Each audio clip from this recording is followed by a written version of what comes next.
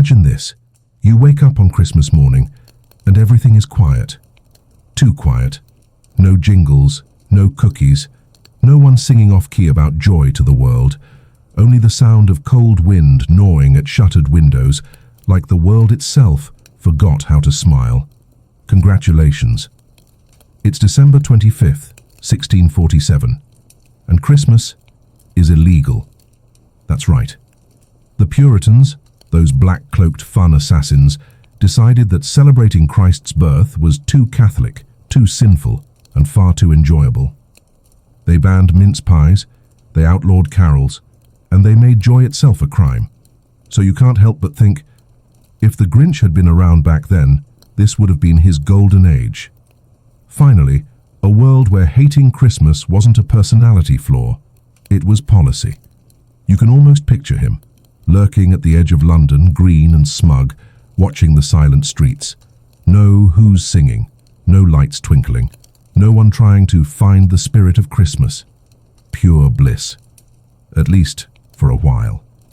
Because the irony, oh the delicious irony, is that even he wouldn't have survived the Puritan logic, because in a world that burns joy, it doesn't take long before it starts burning people.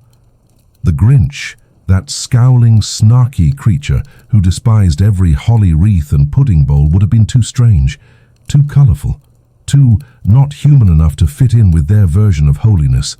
And you know what the Puritans did with things that didn't fit. They didn't exile them. They didn't ignore them. They purified them with fire, so yes, in 1647 the Grinch would have finally found his tribe, only to be the first one tied to the stake. Funny, isn't it? How the only time he would have been loved would have been the moment before he was burned alive. Stay tuned, because we're just getting started. By the way, if you like twisted Christmas stories that make you question your moral alignment while you fall asleep, you might as well subscribe. You're already halfway down the chimney. Check the pinned comment for the next chapter. Now close your eyes. The snow is falling outside, grey and heavy. And somewhere, in the ashes of history, a green shape curls up beside the embers, muttering about a Christmas that was never allowed to happen. You can smell it before you see it. The air tastes like wood smoke and hypocrisy, a sweet, acrid scent that clings to everything, the churches, the clothes, even the prayers. You step outside your crooked little cottage and squint at the sky. It's grey, naturally. The sun's been told to keep its brightness to itself. Puritans like their light filtered through guilt. Somewhere down the lane, a bell tolls. Not a joyful ring, but a dull clang, reminding everyone that happiness has a curfew. You pull your cloak tighter. No one's allowed to say, "Merry Christmas," not even ironically. You imagine how the Grinch would have strutted down this road, finally among kindred spirits. A congregation of Christmas haters, no Whoville noise, no singing neighbours, just the dull hum of suppressed cheer. But even as you imagine it, you can see the cracks forming, because the Grinch, for all his misanthropy, was too flamboyant for this world. He had style, terrible, loud, fuzzy style, and Puritans didn't like style. They liked rules and silence, and the quiet pleasure of knowing someone else was being punished for smiling too wide. So the whispers would start. "Did you see the green man in the hills? Looks unnatural. Probably a devil."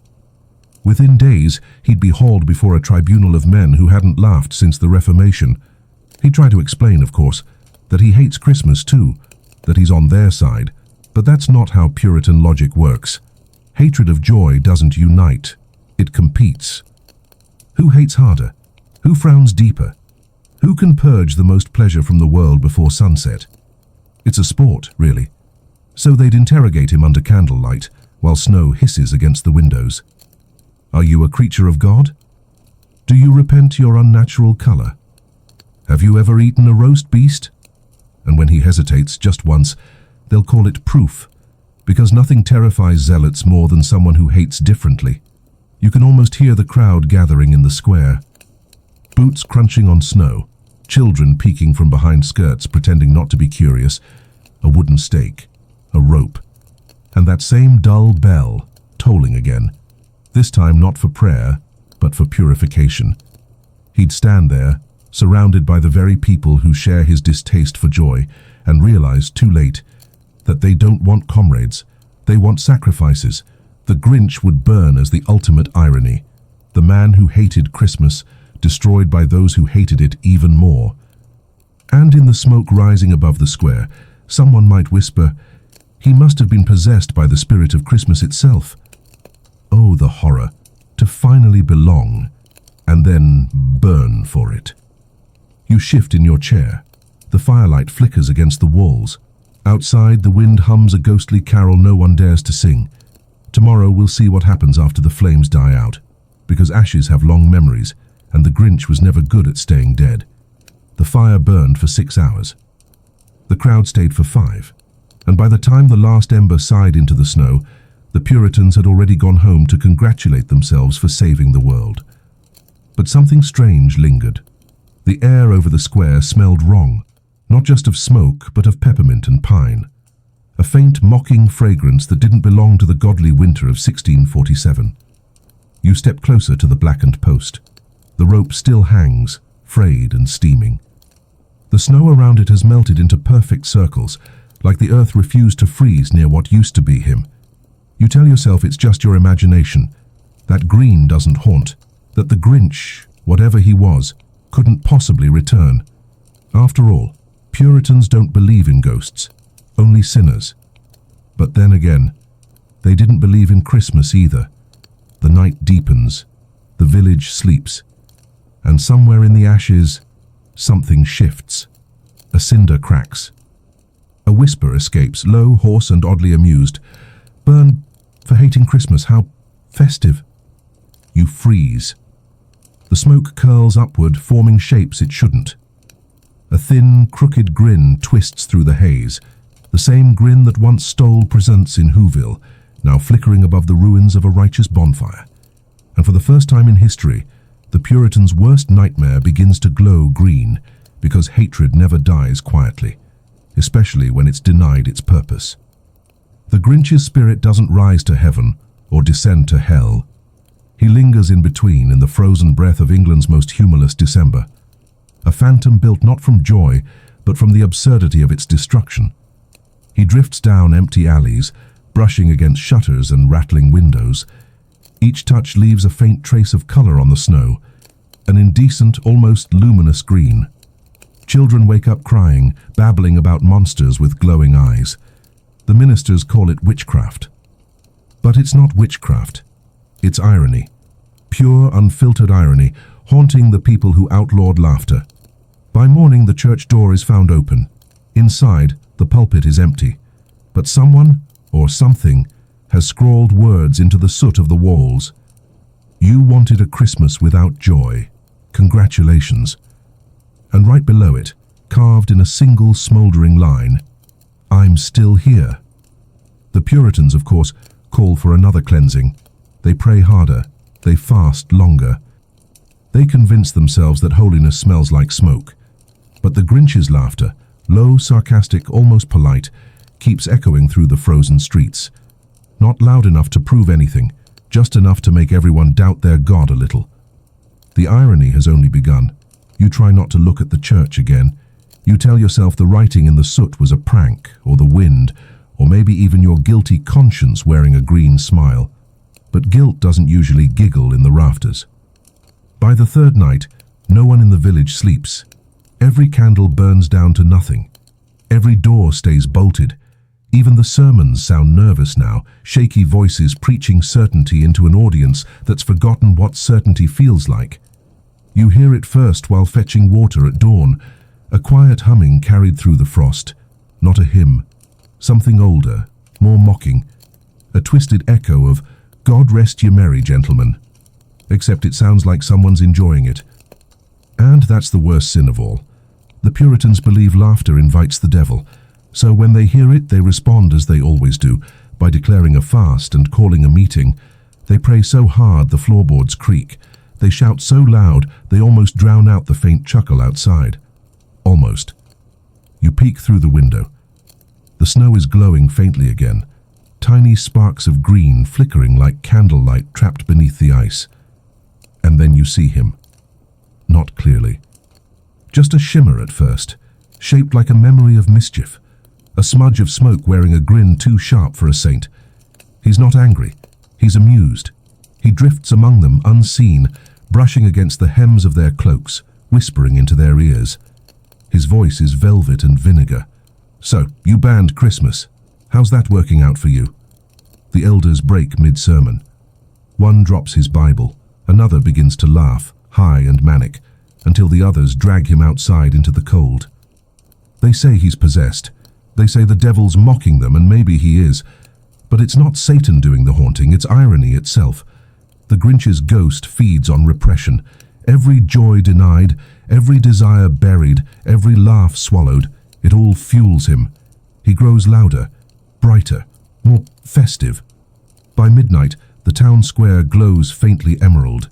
The bell that once tolled for piety rings on its own, as if someone's swinging it with gleeful malice. And in the echoing clang you hear it. Maybe Christmas doesn't come from a store, maybe it comes from, "Oh wait, you banned that too." Somewhere deep inside you, a smirk threatens to escape, but you bite your tongue, because here, joy is blasphemy, and laughter can get you killed. Still, it feels good to remember what it used to sound like. Outside, the green light pulses once, like a heartbeat under the snow. The Grinch isn't gone. He's waiting. For someone brave or foolish enough to laugh again. It begins with a slip, a single sound in a town where silence is sacred. A laugh, small, nervous, human.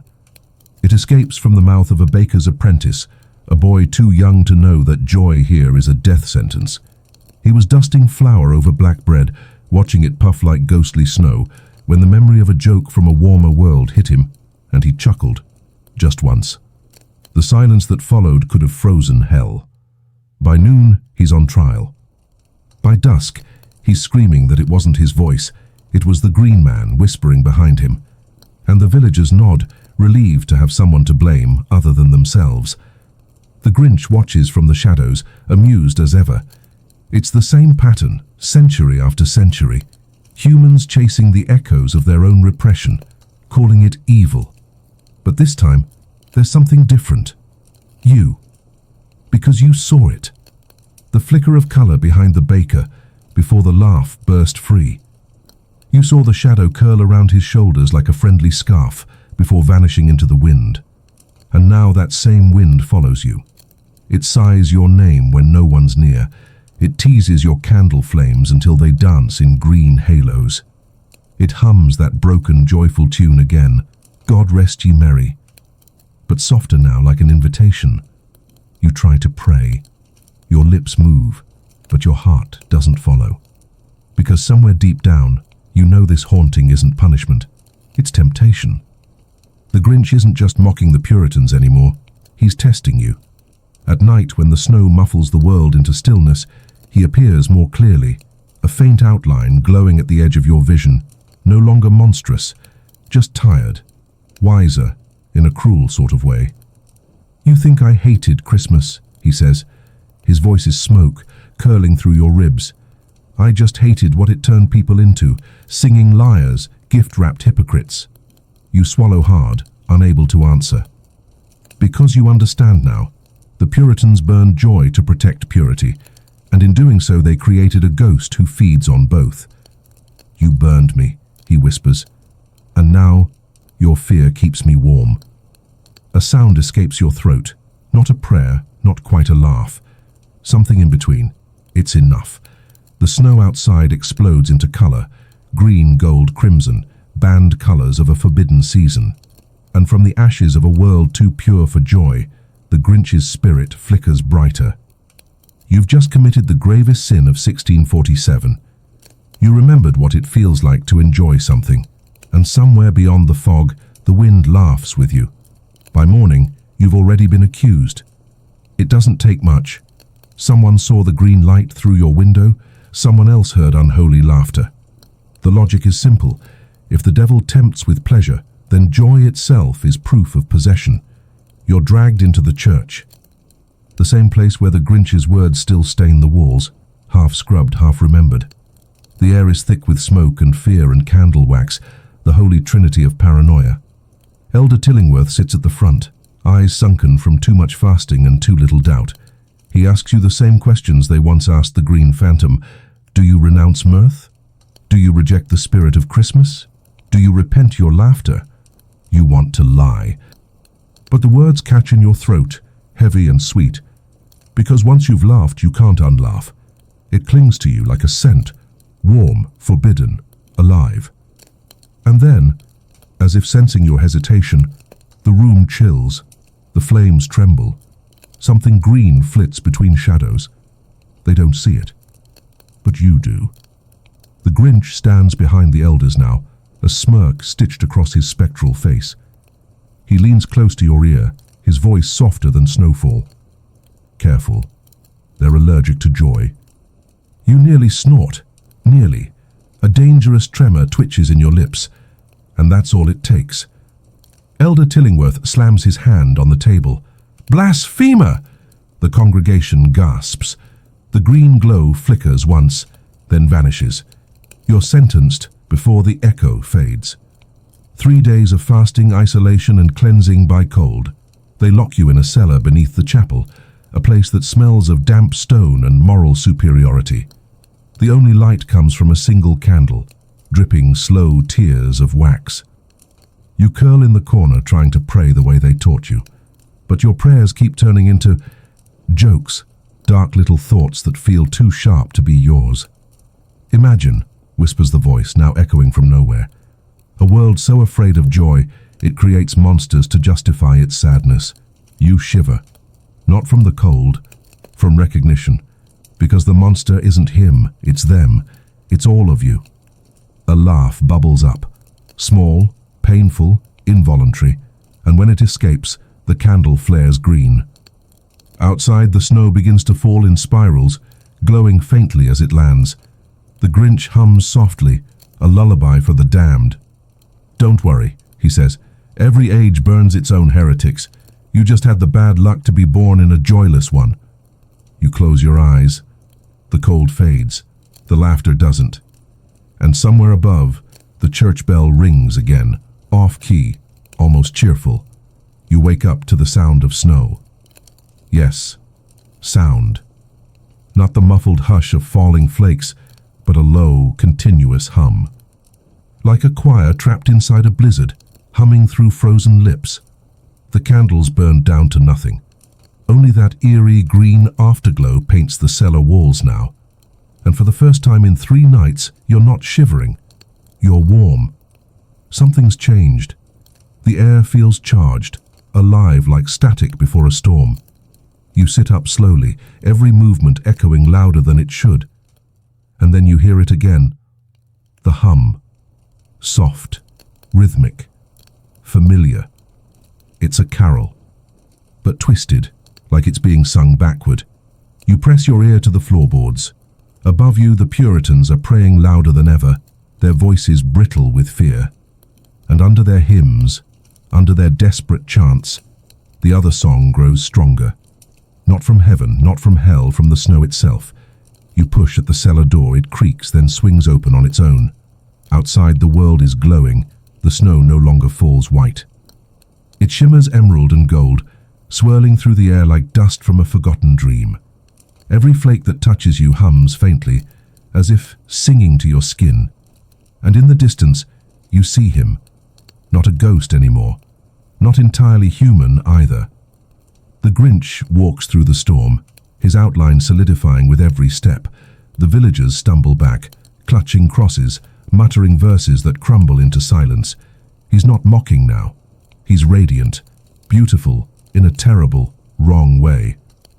Look at them, he murmurs, his voice rippling through the snow. They outlawed joy so hard they conjured it. He gestures to the sky, where the storm begins to pulse like a living thing. Every flake moves in time with his words. Each hum grows louder, richer, until even the elders can't resist turning their heads upward. It's hypnotic, like the world is remembering what celebration feels like. And yet, beneath the awe, there's dread. Because if joy itself has become supernatural, then joy must be destroyed again. Tillingworth steps forward, trembling, clutching a torch that sputters uselessly in the snow. "Begone, demon," he shouts. "Return to the fire that made you." The Grinch tilts his head, amused. "Fire? Oh, I remember that. It didn't work the first time." His smile widens, and the snow flares blindingly bright. Every hymn dies in a throat. Every prayer falls silent. Because for the first time since 1647, the village is seeing a miracle, and it's the one they were too afraid to ask for. The light doesn't fade, it breathes. The whole sky inhales color like lungs that have been starved for centuries. Gold, green, crimson, unholy hues painting the snow in rebellion against purity. You stand frozen in the center of it all, heart pounding, watching disbelief melt from the villagers' faces. They've never seen beauty without permission before, and it terrifies them. Elder Tillingworth lifts his trembling torch, its flame paling beside the glow. "This is a test," he roars. "The Lord sends temptation disguised as wonder." But the crowd doesn't move. Their eyes shimmer with something dangerous, curiosity. The Grinch grins wider. "Temptation," he repeats, his voice curling like smoke around their ears. "No, Reverend. This is memory." He steps closer to you, his presence bending the air, his shadow flickering green across your face. "They burned me," he whispers, "and thought they killed joy, but joy doesn't die, it waits." The hum swells. Children start to giggle, quietly at first, then louder, until laughter ripples through the square like cracking ice. Mothers cover their mouths, fathers glance around in panic. Even Tillingworth's lips twitch before he catches himself. Laughter spreads faster than sin, and the Grinch, oh, he feeds on it. The more they laugh, the stronger he glows. His form sharpens, colors deepening until he's as solid as any man. A saint of sarcasm standing in a snowstorm of salvation. "Careful," he warns, eyes glinting. "You'll get yourselves accused of happiness." The crowd breaks. Some cry, some kneel, some stare, unsure whether to worship or flee. And that's when the sky answers. The storm explodes into song. 1,000 invisible voices singing a carol no one remembers learning. Not a hymn, not a curse. Something in between. Every snowflake that lands carries a note. Every breath turns into music. The whole village becomes a choir, unwilling, unstoppable. And you start to sing too. Not words, just sound. Pure, irrational joy. For the first time in your life, it feels right to breathe. The Puritans stagger back, horrified at the miracle they summoned. They fall to their knees, begging forgiveness for feeling alive. Tillingworth shouts above the storm, voice cracking, "Silence! Silence this devil's song!" But there's no silence left to give. The Grinch's laughter rings through the heavens, echoing off stone and snow. "You wanted a world without Christmas," he says, "and now Christmas wants you." Lightning splits the sky in emerald fire. The torch in Tillingworth's hand sputters out, smoke rising in defeat. And when the last note fades, he's gone. Not burned, not banished. Just vanished, leaving warmth in the air and 1,000 terrified smiles. The villagers stare at each other. No one dares speak first, because for the first time, they've felt joy, and they know it's a crime. Dawn creeps in like a guilty secret. No hymns, no bells, just the soft hiss of melting snow and the faint scent of something sweet in the air, like roasted chestnuts and regret. The storm is gone. The sky, pale and embarrassed, looks as if it's pretending nothing happened. But you remember. Everyone does. The laughter still echoes faintly in your skull, an aftertaste of something too human to be holy. And now the silence feels heavier, sharper, like it's waiting to punish you for feeling anything at all. You walk through the village square, where the snow is streaked with faint traces of green glowing softly like moss on marble. No one dares step on it. They circle around it, whispering prayers under their breath. The baker's apprentice, the boy who first laughed, sits by his door staring into nothing. His hands tremble as he kneads air instead of dough. He whispers the same thing over and over. He was smiling at me, and I smiled back. Tillingworth doesn't appear at morning prayers. They say he's locked in the church, fasting and whipping himself for feeling temptation. But some swear they heard him humming through the night. You should be terrified, but you're not. Something inside you feels awake. The world isn't just grey anymore. You notice colour now, hiding in plain sight, the faint blush in the clouds, the gleam of sun on frost, the crimson of your own pulse. The Grinch is gone, yes, but he left something behind, a residue, a question, a rebellion you can't quite kill, because now you understand what he was trying to show you, that joy and fear are siblings, and the moment you destroy one, the other starves too. The Puritans will call it witchcraft, of course. They always do. They'll burn the glowing snow, salt the ground, write sermons about the night of the laughing demon. But it's too late. The infection has already spread. A girl hums while hanging laundry. A man whistles while chopping wood. Tiny, treasonous acts of joy, each one small enough to deny if questioned, each one strong enough to wake the ghost again. And deep beneath the snow something stirs, not malevolent, just patient. You hear the faintest chuckle in the wind, curling through the chimneys like smoke. Careful, it says. Laughter's contagious. You close your eyes and let the sound sink in. It's softer now, a lullaby for the guilty. And for the first time since you were born into this grey world, you allow yourself to smile in daylight, just once, quick, defiant. And in that instant, you swear the snow around you glows again, just a flicker, just enough to remind you. He's not gone. He's waiting for Christmas to be banned again. By noon, the entire village is pretending that nothing happened, that the sky didn't sing, that their laughter wasn't treason. They move slower, quieter, faces blank as sermon walls. But every now and then you catch it, a twitch at the corner of someone's mouth, a suppressed grin that burns brighter than any heretic's fire. You're one of them now, a carrier of forbidden joy, a silent disciple of irony. The Puritan leaders gather in the chapel, haggard and red-eyed. They talk about repentance, purification, the need to cleanse the land of spiritual corruption, but their words are brittle, hollow, like a sermon delivered to ghosts. And maybe that's all they are now, ghosts. Hollow men preaching silence into a world that's already started humming again. You sit outside on the stone steps, watching your breath cloud in the cold air. Each puff shimmers faintly green. You don't hide it anymore. The baker's boy passes by, glances at you and smirks, just a flicker, just enough to acknowledge that you both remember. And somewhere in that exchange, a new religion is born, not one of fear, but of mischief.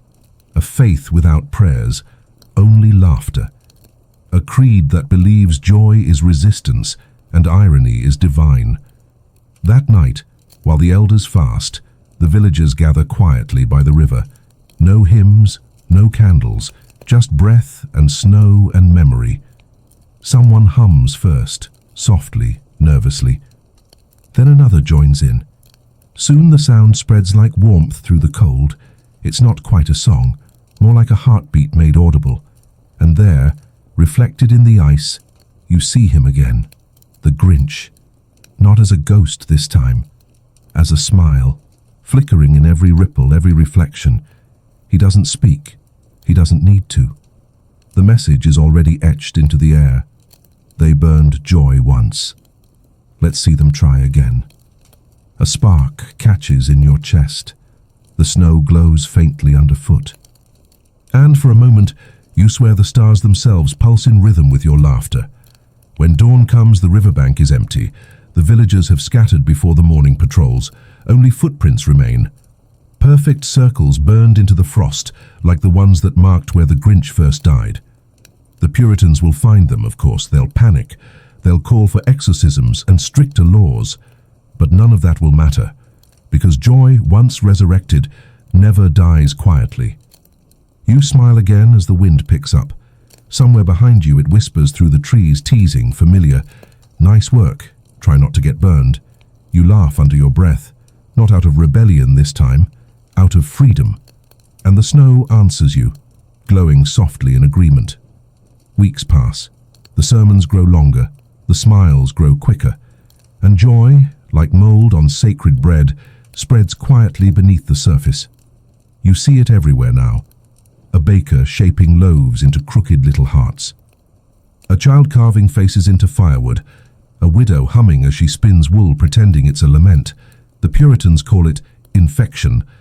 They're not wrong, but what they don't understand is that the disease isn't laughter. It's memory. A memory of what it felt like to be human before holiness demanded grayscale hearts. And it's contagious. They hold meetings about it. Grim assemblies in candlelit halls. They read from scripture, their voices trembling not with piety, but fear.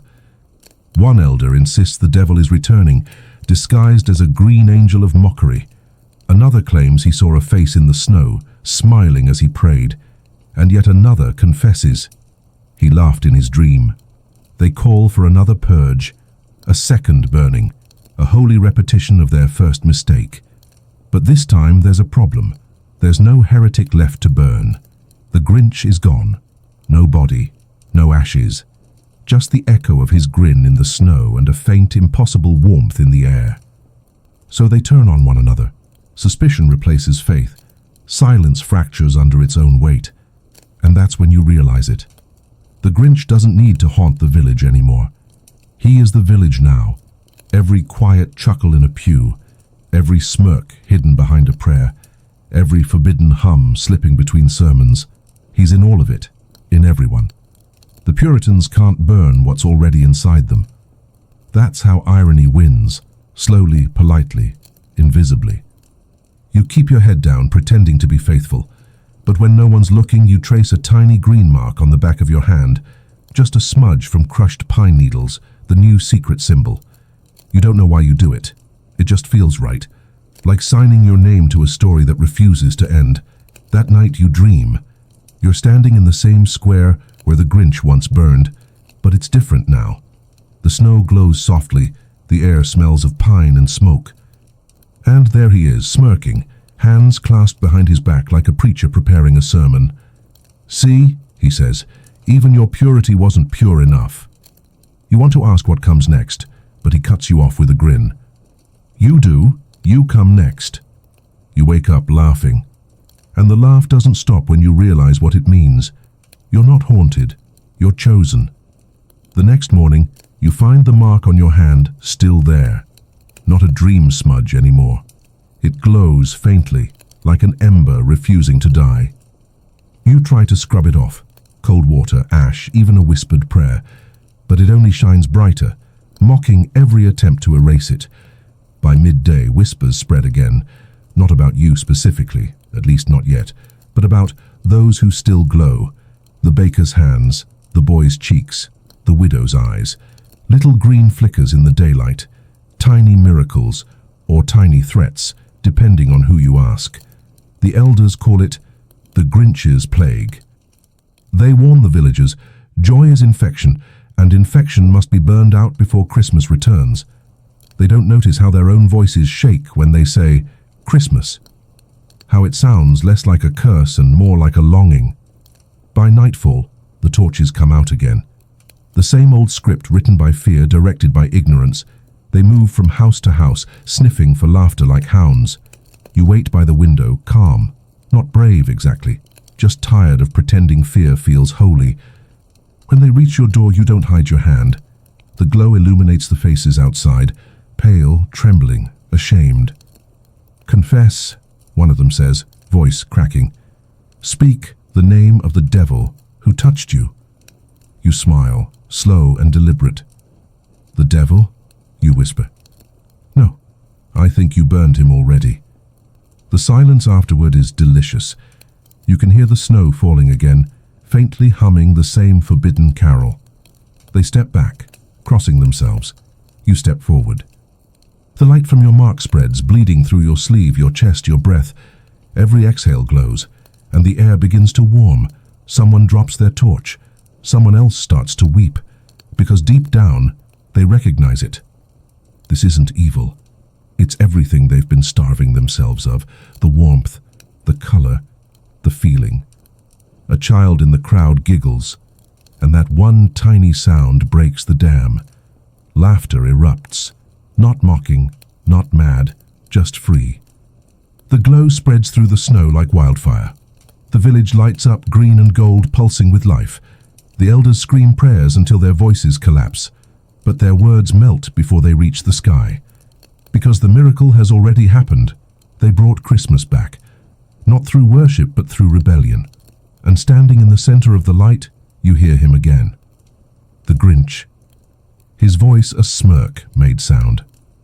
"Congratulations," he says. "How you finally found the true spirit of Christmas, spite." You laugh through tears, because he's right, and it's beautiful. By dawn, the entire village glows, not in metaphor, literally. The snow reflects shades of emerald and gold, as if the sky itself cracked open and poured mischief on everything it hated.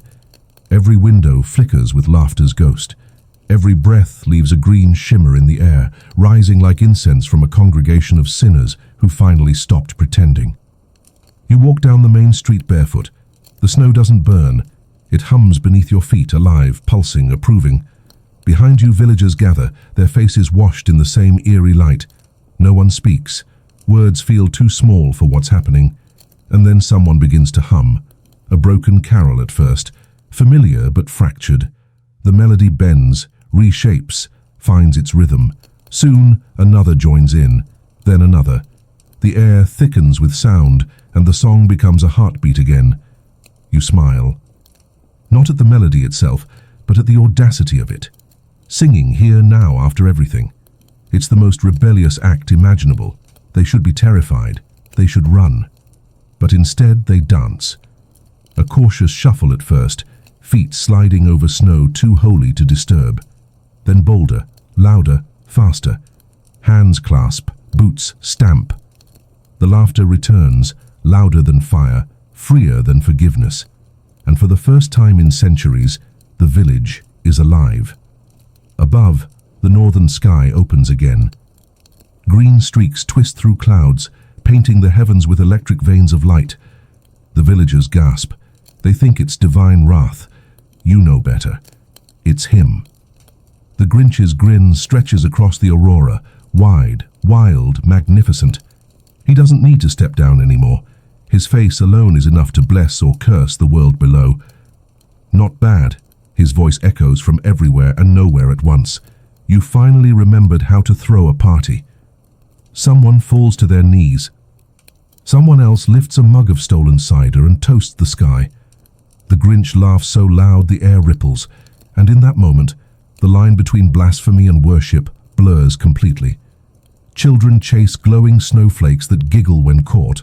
Mothers bake bread that rises too quickly, as if the yeast itself were drunk on joy. Even the elders, those hollow pillars of repression, sit quietly in corners, eyes glassy with a strange, shameful peace. You realize it then. This isn't rebellion anymore. It's resurrection. Not of Christmas as it was, but of what it meant before dogma twisted it.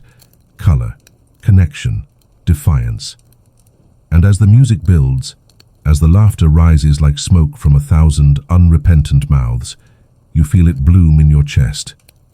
That same forbidden warmth the Puritans mistook for sin. Joy. Pure. Unholy. Eternal. The air feels heavier now, not oppressive, but thick with meaning. Every sound carries a shimmer. Every movement leaves a trail of light. The village hums like a living organism rediscovering its pulse. You stand in the center of it, watching generations of silence unravel. Mothers dance with their children. Old men grin through tears they didn't know they'd saved for this moment. The snow glows beneath their steps, pulsing like a heartbeat that never should have stopped. Then from the church tower, a bell rings, but not the hollow, joyless clang that used to summon guilt. This time, it sings. The iron hums in harmony with the laughter, its echo rolling through the hills like thunder made of forgiveness. The elders burst from the chapel doors, wild-eyed and furious. They shout scripture into the storm, their voices cracking like brittle parchment. But their words dissolve into the music before they reach anyone's ears. No one's listening, and that's when you see it, the true miracle. Not the glowing snow, not the aurora of mockery above.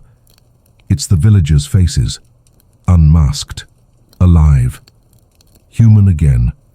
The Grinch's face flickers across the sky, half sneer, half smile. He tilts his head toward you, amused. "See?" he says, voice rolling through the clouds like thunder in velvet. "They didn't need me to steal their Christmas. They just needed someone to return it." You almost laugh, but there's something bittersweet in his tone. He sounds proud and tired, because his work here is done.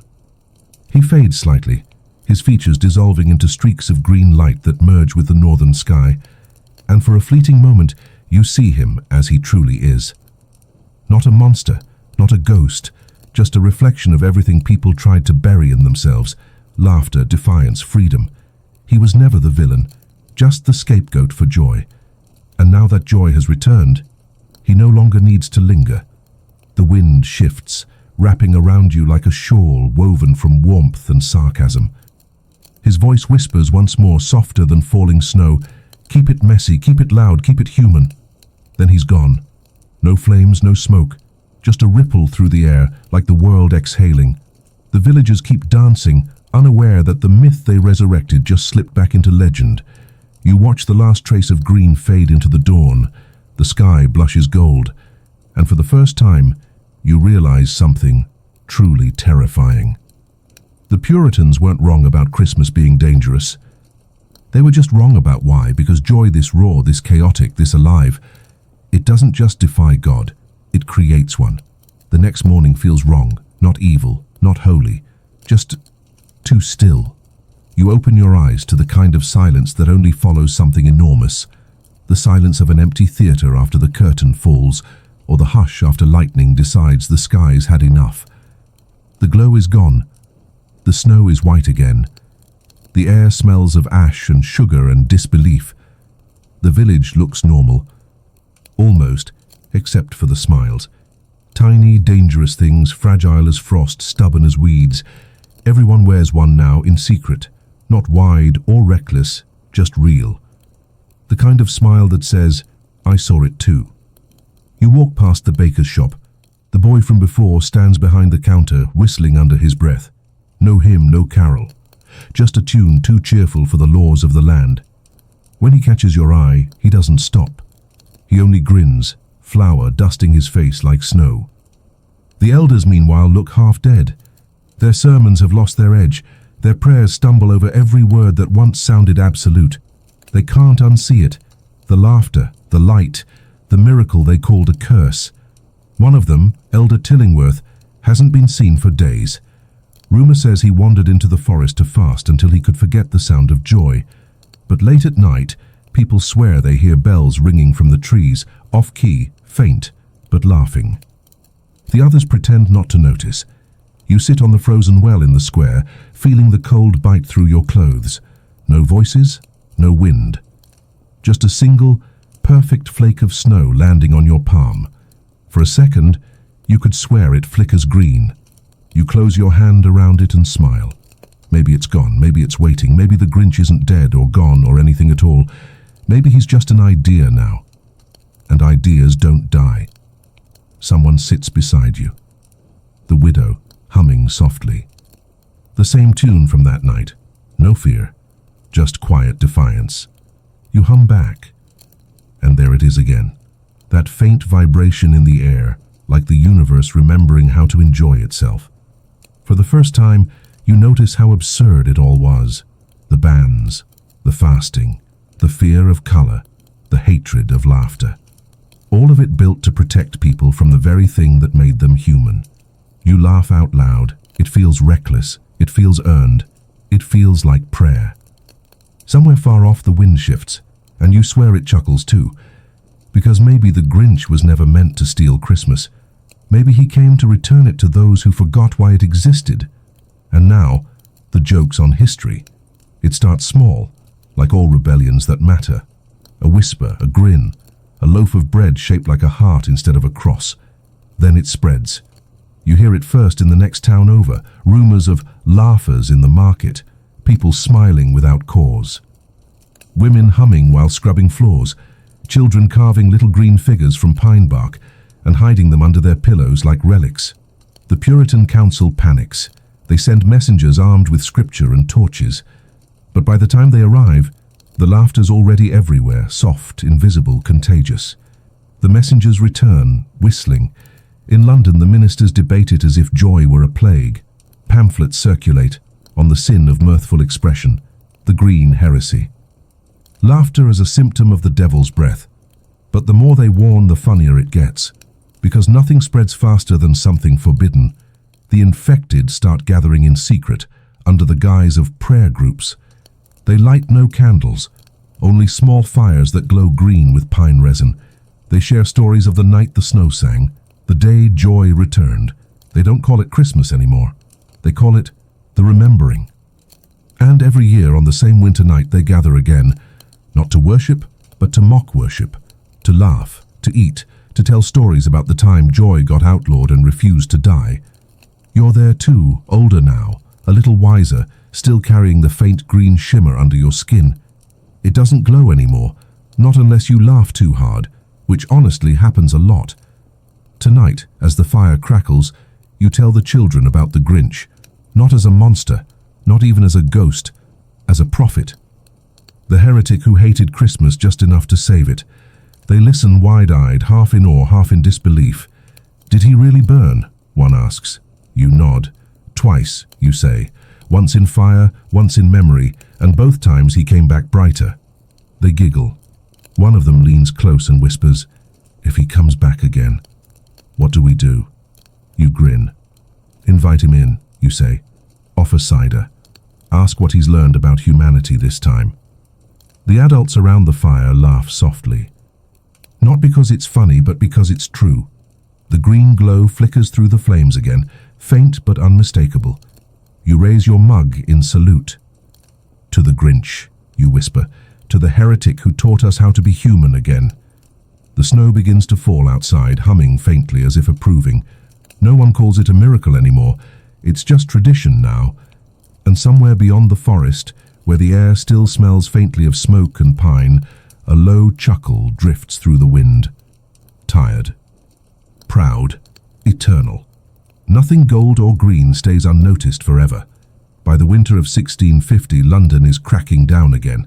The joy, the humming, the laughter, it's everywhere, and the Parliament of the Righteous has had enough.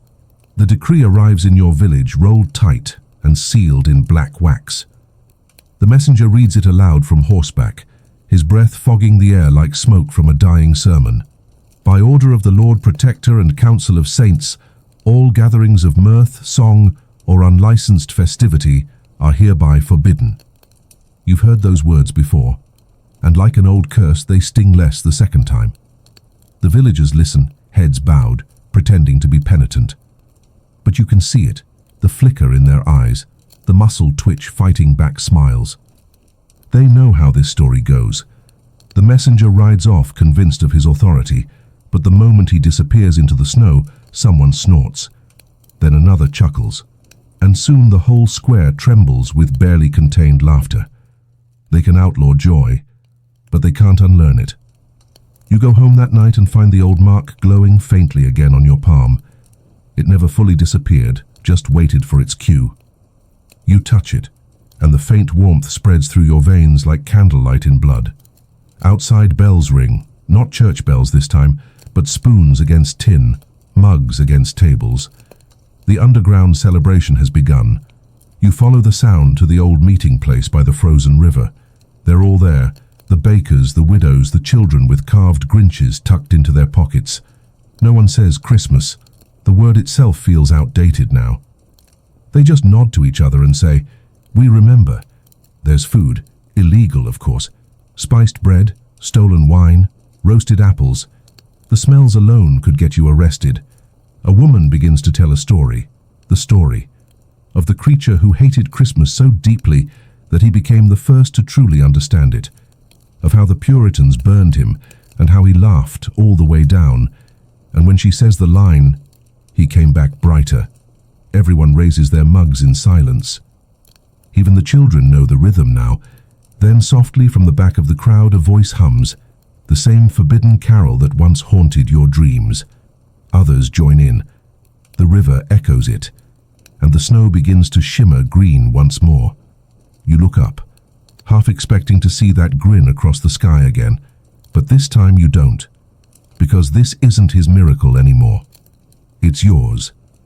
The Grinch doesn't need to return. He's already here, in every breath, every laugh, every quiet act of defiance.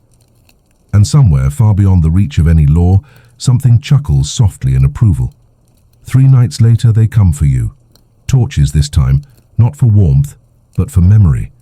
The same orange glow that once devoured the Grinch now dances in the eyes of the pious. You knew it would happen eventually.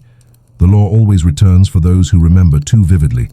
They drag you to the square just as they did him. The air tastes the same: ash, snow, fear. The rope is rough, familiar, almost nostalgic. Elder Bramwell presides now, a younger man with an older face. He reads the charges with ritual boredom. Possession of forbidden joy, contagious laughter, unauthorized celebration. Each accusation sounds absurd, but the crowd doesn't laugh this time. They're too afraid, because every one of them is guilty too. You stand tall, wrists bound, the mark on your hand glowing faintly beneath the rope. The elder notices. He flinches. Then, gathering courage, he leans closer. "What are you?" he whispers. You smile, slow and calm. "Remembering," you say. A ripple passes through the crowd. Someone gasps. Someone else lets out a nervous chuckle. The sound spreads like static, small, involuntary, unstoppable. The elder slams his book shut. Silence, but it's too late. The laughter is catching. Not loud, not wild, just the quiet tremor of human hearts that finally, collectively, decide they've had enough. The torches flicker green.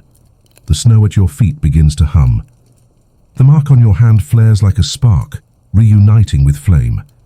You close your eyes and for a moment you hear him again. The same lazy drawl, half amusement, half affection. "Told you they'd never learn," says the Grinch. "Ready for a sequel?" You almost answer aloud, but you don't have to. Because the laughter, your laughter, their laughter, builds into something huge, something divine. The ropes fall away. The torches sputter out. The green light swallows the square, filling every corner, every prayer, every hollow thing once called holy. When it fades, the crowd is gone. No ash, no blood, just warmth and silence, but a different kind this time. Not empty, peaceful. You're standing alone now. No witnesses, no accusers.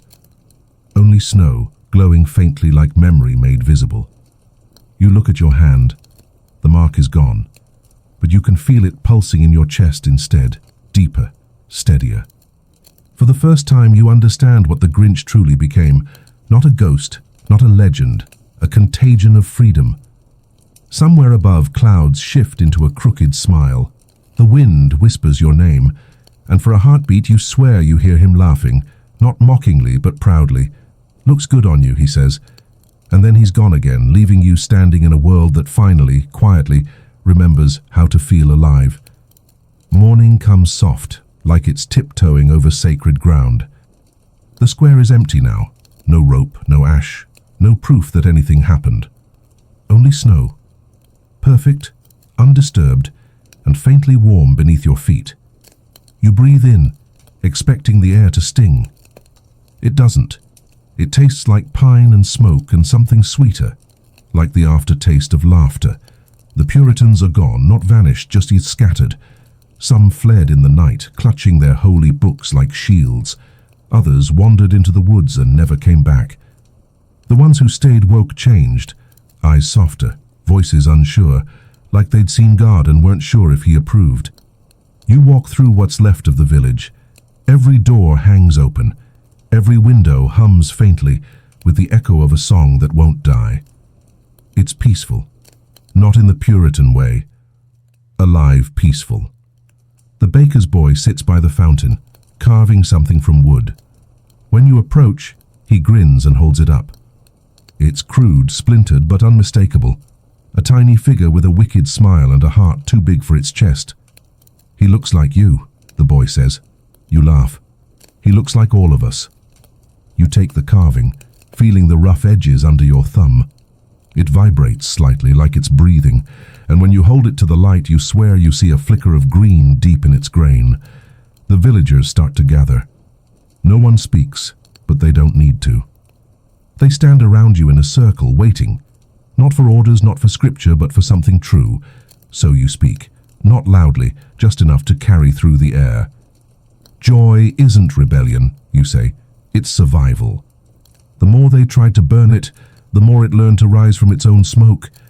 No one claps, no one cheers, they just smile, wide, knowing, alive. A woman steps forward, holding a candle she's carved from green wax. She lights it from the fire that's still smouldering near the well. The flame catches, bright as envy, soft as forgiveness. And then, without planning, without permission, every villager lights their own. Dozens of green flames flicker against the morning light, trembling like secrets shared too late. The glow spills across the snow, painting everything in the color of irony and rebirth. Someone whispers, "The Grinch bless us." Someone else laughs, and just like that, a new ritual is born. You lift your candle too, its warmth kissing your face. Above the clouds shift, and for a fleeting moment you see it again. That grin, faint, satisfied. You smile back, because he isn't haunting you anymore. He's home. The green fire spreads like a secret the world was always meant to know. It doesn't roar, it purrs. It glows softly through the morning mist, a warmth that feels earned. You stand at the center of it all, surrounded by villagers holding tiny, flickering flames. No one tells them what to do. No one needs to. They just stand together, breathing in the same rhythm. Slow, alive, unafraid. Every face glows in that green hue, a baker's laugh, a widow's tear, a child's grin, and somehow it feels more sacred than any sermon ever did. The Grinch was right. It was never about stealing Christmas. It was about freeing it from the cages people built around it. You glance at the church tower. The bell hangs still, the same one that once tolled for sin. Without thinking, you climb. Each step creaks beneath your boots, groaning like old guilt. At the top, the cold hits you, sharp and clean. The world below shimmers with green light, a quiet rebellion glowing against centuries of silence. You grab the bell rope. For a moment you hesitate. This bell once declared guilt, penance, and punishment, but today it's going to sing for joy. You pull. The first toll rings dull, then louder, then brighter, until the whole sky vibrates with sound. The villagers look up startled, then laughing. The sound rolls through the valley, echoing across snow and forest and frozen fields, and far away you swear the hills answer. Other bells, other flames, other people remembering what it feels like to feel. You laugh into the wind, the sound mingling with the bell's song. This is your confession, your prayer, your revolution in melody form. By the time you climb back down, the villagers have started to move. Not fleeing, not hiding, dancing. Not wild or reckless, graceful, grounded, almost reverent, as if joy itself had become liturgy. Children run through the snow, leaving glowing footprints behind them. The air smells of pine, smoke, and fresh bread.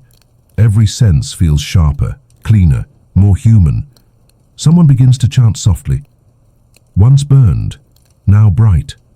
Once silent, now song. Once cursed, now green.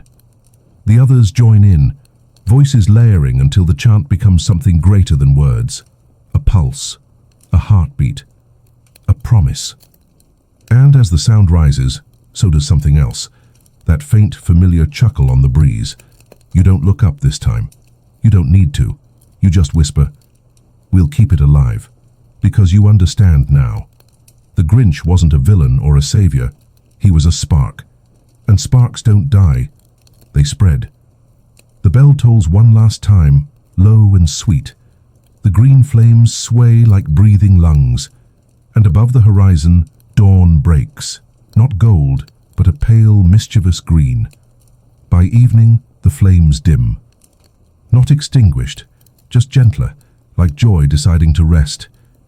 The village exhales, long and slow, as though it finally remembered what peace feels like. You sit by the well again, watching smoke twist upward into the dusk. It doesn't rise straight. It dances, curling in lazy spirals, tracing invisible laughter into the air. For the first time, you're not waiting for the next miracle. This quiet is enough. But peace is never safe for long. By midnight, new riders arrive. Not Puritans this time. Soldiers. Their armor gleams like frozen iron, polished by duty instead of faith.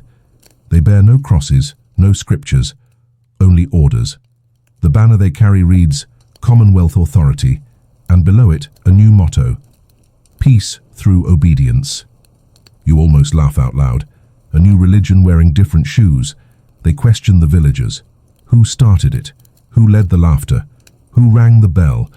And for a terrifying moment, every eye turns toward you. But no one speaks. Not the widow. Not the baker's boy. Not even the children whose glowing footprints still mark the snow. They simply smile, the most dangerous silence of all. The soldiers grow restless. They threaten. They shout. They call this place infected. You almost pity them. They can't see what's changed. They can't understand that the Grinch's gospel has already moved beyond torches and trials. It lives in every smirk, every glance, every refusal to break. When the soldiers finally leave, confused, unsettled, the villagers don't cheer. They just watch them vanish into the fog. Then the widow mutters, "Same sermon, different choir." Everyone laughs. Quiet, sharp, honest laughter. And in that moment, something clicks inside you. This isn't just survival anymore, it's strategy. You realize that joy, to endure, must learn to disguise itself. Not loud and defiant, but clever. Hidden beneath prayers, stitched into chores, baked into bread. The Grinch's legacy won't be rebellion. It'll be camouflage. Happiness smuggled inside obedience. Smiles disguised as repentance. You can feel him in that thought, the shadow of his grin curling through your mind. He whispers, "They can't burn what they can't see." And he's right. By morning, the village will look pious again. Hymns will echo through the square. Sermons will return to the pulpit. But beneath it all, the hum will remain. That quiet, contagious rhythm of joy. That green heartbeat under every grey word. Because once joy learns how to hide, it becomes unstoppable. You stare into the snow, whispering to no one. Merry remembering. The wind answers with a chuckle. Morning smells like obedience. Ash and candle wax, and the faint metallic scent of forced calm. The soldiers are gone, but their shadow lingers, long, cold, heavy. The villagers move differently now, measured, careful, the way you move when the floor might be listening. The baker hums hymns too loud. The widow keeps her smile folded neatly away like contraband silk. Children whisper the old stories only in the dark, under blankets, where laughter sounds like breathing. It's perfect, too perfect. You walk the streets, nodding at the act. You see it, the choreography of survival, joy rehearsed behind masks of piety. Every bow, every prayer, every solemn nod is just another verse in the Grinch's secret gospel. Because joy doesn't die when it hides. It learns. It waits. It becomes clever. At the edge of the village, you pass the chapel. The bell tower stands still, but the metal glints faintly green when sunlight hits it just right. You almost expect it to laugh. Inside, the new preacher speaks, young, sharp, rehearsed. He talks about order, about how laughter weakens discipline. His words echo against the rafters like dull blades hitting soft wood. You sit in the back pew, pretending to pray. When he says sin, you mouth memory. When he says repent, you whisper rejoice. Every syllable he condemns becomes a seed. Every warning he gives feeds the fire. You can feel the others doing it too. Their silence hums like music no one admits to hearing. After service, the preacher stops you at the door. He's sweating. He looks too closely at your face, searching for cracks.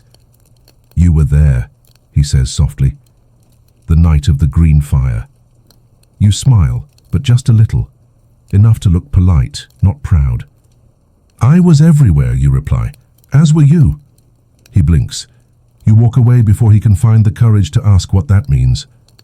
Back in the square, the snow has started again. Light, hesitant flakes. A child reaches out a hand and catches one. When it melts, it leaves the faintest shimmer of green behind. No one reacts. No one gasps. They all see it. They all pretend not to. You realize something then. The Grinch's real victory wasn't laughter or rebellion. It was subtlety. He taught people to fake their faith and mean their joy, to smile in the shadows until the world learns to love color again. You whisper a thank you to the wind. It answers with that familiar tone, half smirk, half sigh. "Careful," it says. "Irony makes a terrible religion." You grin. "Then we'll make it a tradition." And just like that, the wind laughs again. Quiet, dangerous, free. Years pass. The world outside changes its rulers, its flags, its justifications. Every few winters, someone new arrives with a new definition of holiness and the same old fear of happiness. But the village endures. They've mastered the performance, knees bent in prayer, voices steady, eyes blank, perfect citizens of whatever god currently owns the map. And yet underneath the hum remains. The baker's son runs the shop now. He looks serious by day, quoting sermons while slicing bread too thick to be austere. But at night, when the shutters close, he sprinkles a pinch of cinnamon into the dough, a sin so small it might as well be salvation. The widow has grown old, but she still hums as she spins wool, slow, soft, almost soundless. When she catches your eye, she winks. No words, just memory, perfectly preserved. Children play in the square after dark, tracing shapes into the snow. Not angels, Grinches, lumpy, crooked, smiling. They pretend it's a game, but every parent who watches knows better. And you, older now but sharper, keep walking among them. Your mark has long faded, but the warmth remains under your skin, faint as the glow of embers under ash. You've become the unofficial keeper of the story, the historian of irony, the quiet prophet of joy disguised as compliance. Every winter solstice, the villagers still gather by the river. No fire, no feast, just stillness. And one by one they start to laugh, not loudly, not enough for any outsider to hear. Just soft chuckles that sound like wind stirring branches. And every year it feels easier, lighter, like the air itself has learned the rhythm. You start to realize that the Grinch's miracle wasn't meant to stay bright. It was meant to fade, to blend in, to become part of the background until no one could separate the sacred from the sarcastic. You walk home that night through a fog that smells faintly of pine and memory. Your footprints glow for just a second before vanishing under the snow. The moon looks almost green tonight. You laugh at yourself for noticing. Inside your cottage is quiet, too quiet, until a sound, a single chuckle, low and warm, from the corner of the room. You turn, and there, reflected faintly in the glass, is that grin again.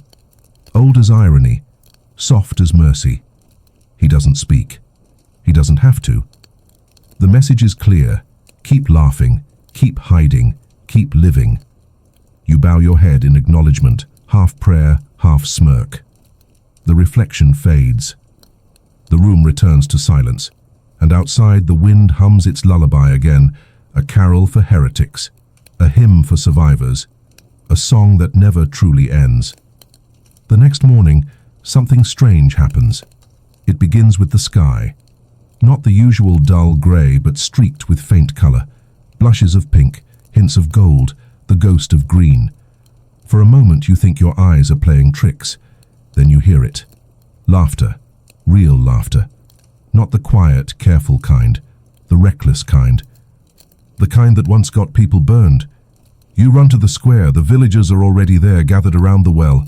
Someone dropped a bucket in and pulled up light. Not water, light. Liquid green, shimmering and alive. No one knows what it is. No one cares. Children dip their hands into it, shrieking as the glow clings to their fingers. Elders, those who still remember the Puritans, stand trembling, caught between fear and awe. The widow laughs first, then everyone follows. The well overflows. The snow catches the light, and suddenly the entire village is glowing again, soft, warm, and impossibly alive. You can't help it. You laugh too. Louder than you should. Louder than you ever have. It bursts out of you like you've been saving it for decades. For the first time, it doesn't feel like defiance, it feels like relief. The sky cracks open in streaks of emerald and gold. No storm this time, just color spilling from the heavens like paint from a careless artist's hand. It floods the rooftops, slides down the streets, fills every corner that used to hold silence. The villagers begin to sing, not hymns, not carols. Something new, chaotic, joyful, wordless. A chorus built from the bones of old rebellion. You close your eyes, letting the sound swallow you whole, and when you open them again, you see him, standing at the edge of the square, half shadow, half memory, the Grinch. No longer spectral, no longer angry, just watching. He looks proud, older maybe. Softer around the edges, but his grin, oh, it's still sharp enough to cut through centuries. You meet his gaze. He nods, slow and deliberate, like a king acknowledging a successor. Then he steps back into the light. Not away from it, into it. And for a moment, he isn't green anymore. He's every color at once, the embodiment of joy that refused to die. When he vanishes, no one gasps this time, no one weeps. They just keep singing. Because now they understand what he really was. Not a ghost. Not a curse, not even a legend. He was the memory of everything they once feared to love. You lift your hands, light dripping from your fingertips like melted emerald glass, and for the first time in your life, you whisper his name, not as blasphemy, but as prayer. Grinch. The wind answers, laughing. By nightfall, the world has changed again. The glow from your village spills over the hills, painting the snow for miles. It reaches the next town and the next, and by dawn the green light has spread like dawn itself. No messenger carries it, no preacher blesses it. It simply travels the way all forbidden things do, by memory. Word reaches London before the weekends. They call it a miracle of madness. Pamphlets flood the streets, the green fire of blasphemy, heretics in the north, a new pagan Christmas. But the people read them differently this time. Not with fear, with curiosity. They whisper about the light that hums, the snow that sings, the villagers who smile without permission. And soon, laughter begins to echo in taverns, in alleyways, in church pews. Small at first, then louder, then impossible to contain. The government issues orders to suppress it, to re-establish the sanctity of silence. They send soldiers again, but soldiers can't fight sound. They arrive in the glowing villages and try to pray the color away, but every word of scripture echoes back with a snicker. Their torches sputter green, their horses neigh like they're trying not to laugh, and one by one, the soldiers lose composure. A captain chuckles, a lieutenant smirks, a private starts whistling the forbidden tune. By the end of the week, the entire army is humming. London calls it the contagion of cheer, but those who've seen it firsthand know the truth. It isn't contagion, it's recognition. Every man and woman who laughs feels something ancient stir within them, the ghost of the Grinch alive and well, weaving irony through the empire. Back in your village, you watch the aurora stretch wider each night, bright as mockery, gentle as forgiveness. It feels like the world itself is remembering its own punchline. You sit by the river, the same spot where it all began, listening to the snow sing. The widow joins you, older now, her hands trembling but her smile still sharp.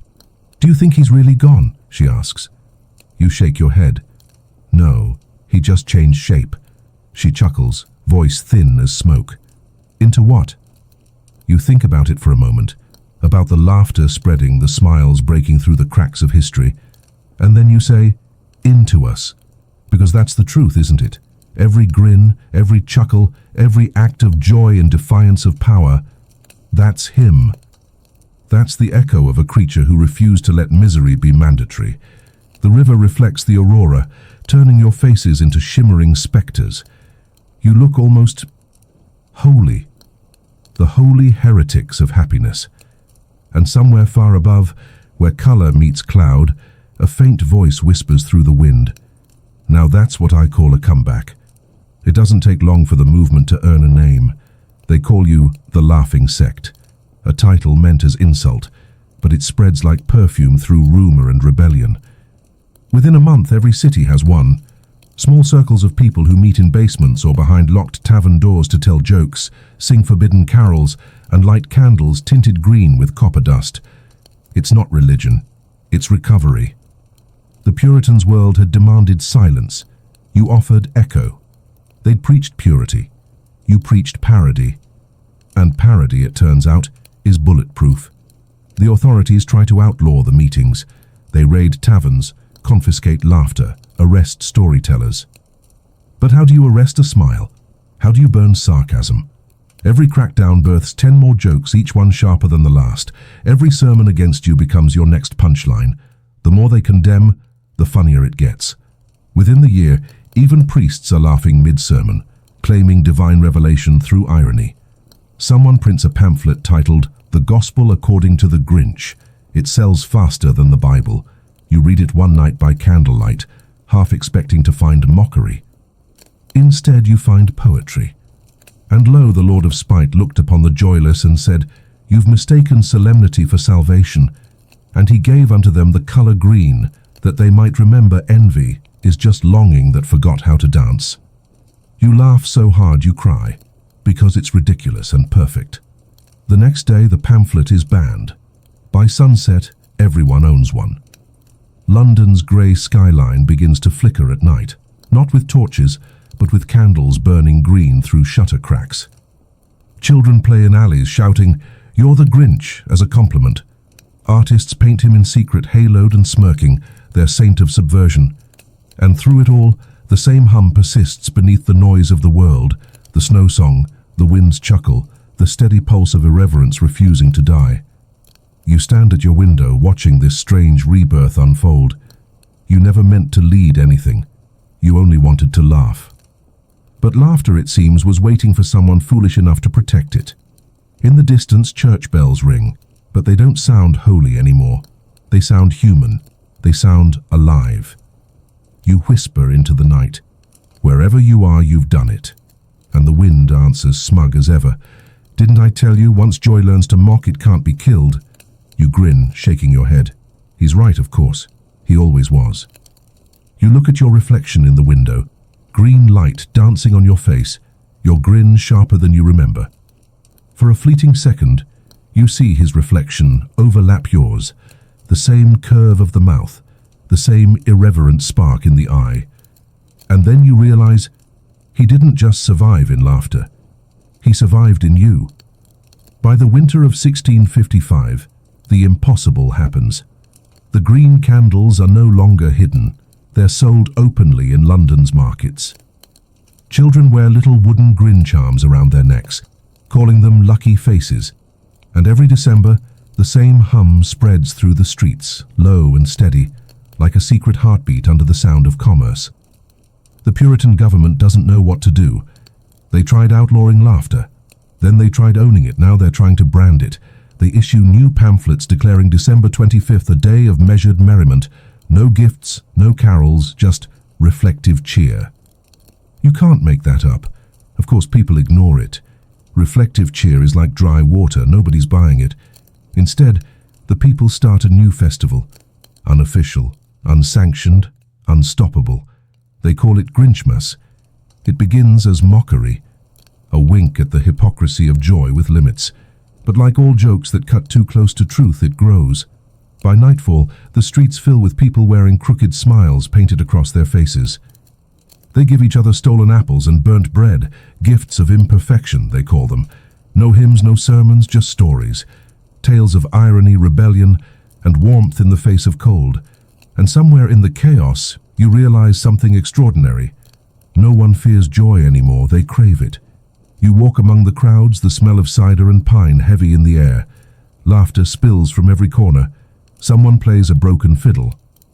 Someone else juggles glowing green orbs, claiming to have trapped the Grinch's fire. You stop by a makeshift altar, a table covered in mismatched candles and crooked figurines. A child adds a new one, a little green saint carved from driftwood. He's smiling, of course. An older man standing beside you nods and murmurs, "They say he was the only one who ever understood holiness." You raise a brow, because he hated it. The man chuckles. No, because he made it funny. You want to tell him he's wrong, but you can't, because he isn't. The Grinch, the heretic who despised joy, who was burned, reborn, mocked and mythologized, has become the world's first honest saint. Not one of purity, but of parody. Not of miracles, but of meaning. Saint Grinch, patron of irony, protector of joy, defender of the imperfect. You tilt your head toward the aurora overhead, glowing faintly green even this far south. "Congratulations," you whisper. They canonized sarcasm. The wind answers, low and amused. "About time." You laugh, long and unholy. It feels divine. The night of Grinchmas stretches on like a dare to the heavens. The streets of London are alive. No sermons, no soldiers, no shame. Just firelight, song, and the intoxicating scent of roasting fruit and rebellion. For the first time in living memory, joy isn't whispered, it roars.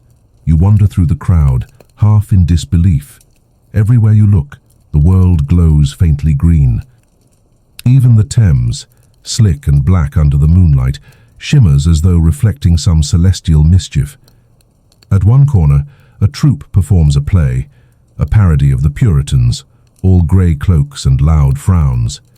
The audience howls with laughter. When an actor pretending to burn a straw heretic slips on stage, the crowd cheers. Let him laugh instead. Irony has become theology.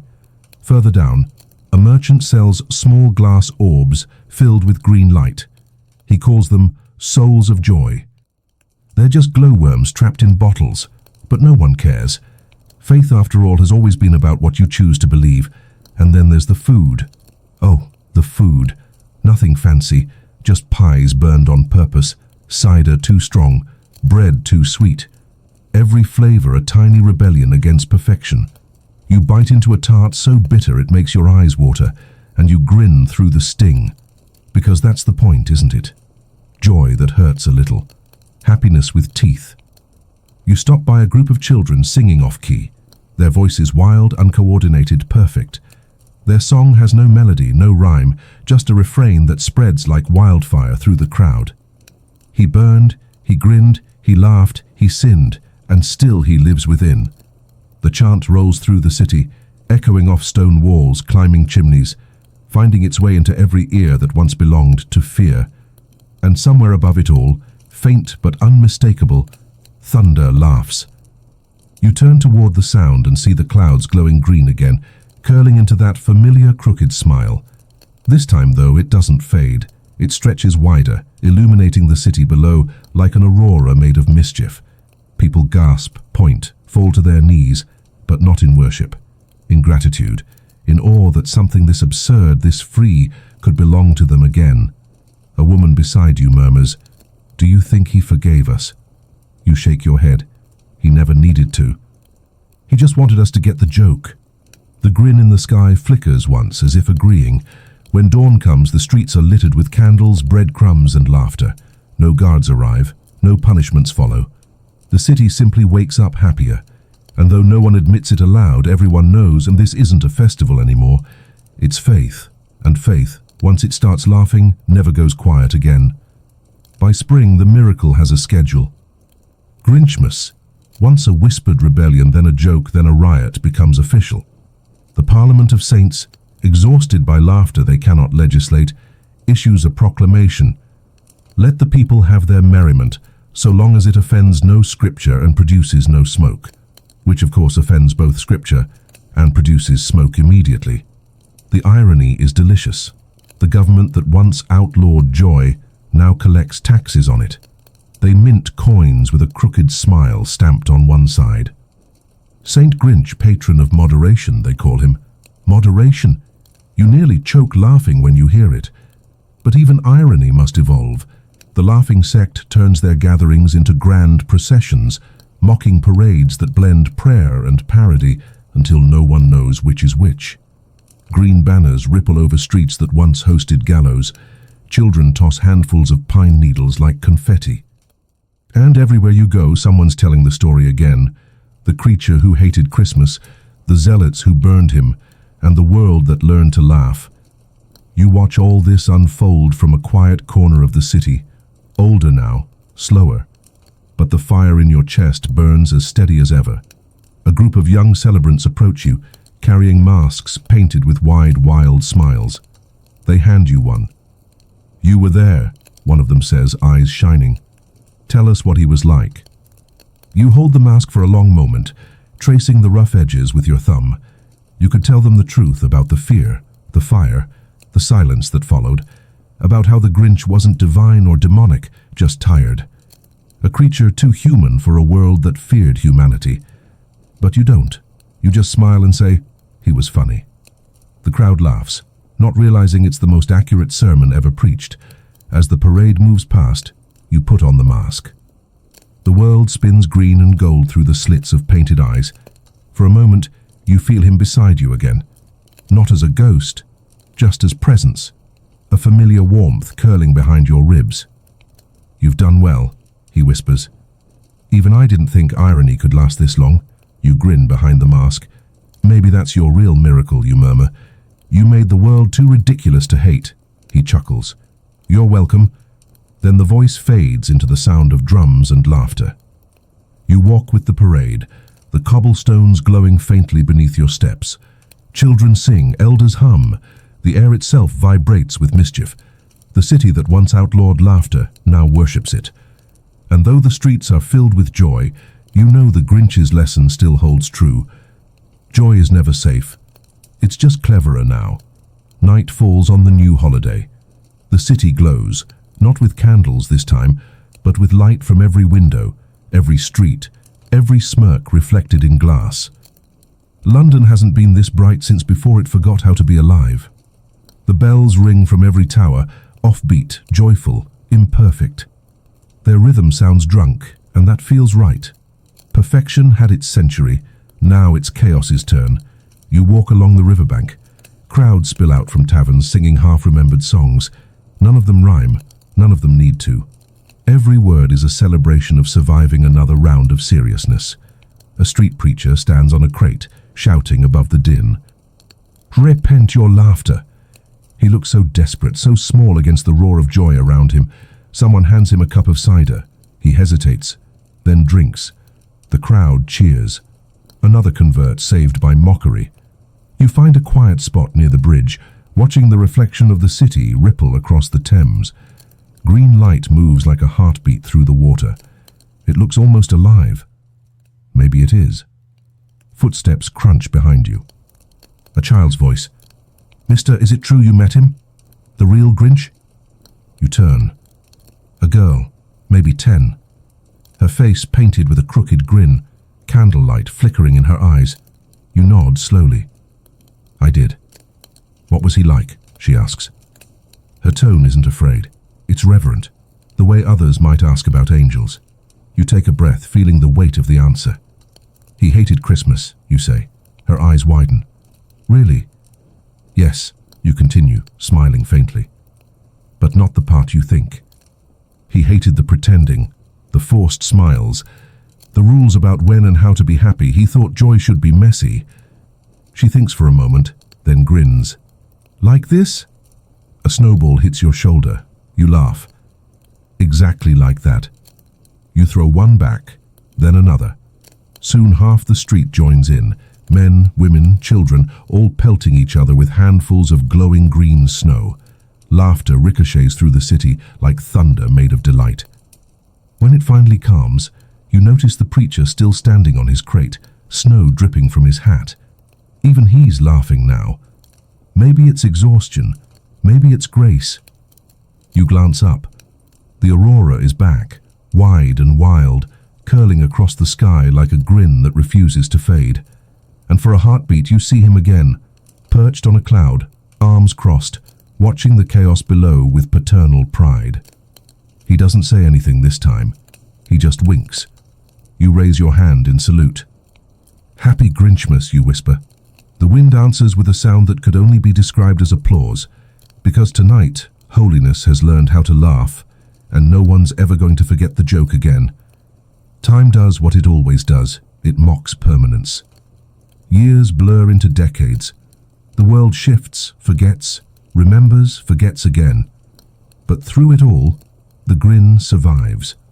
Grinchmas becomes more than a holiday. It becomes culture.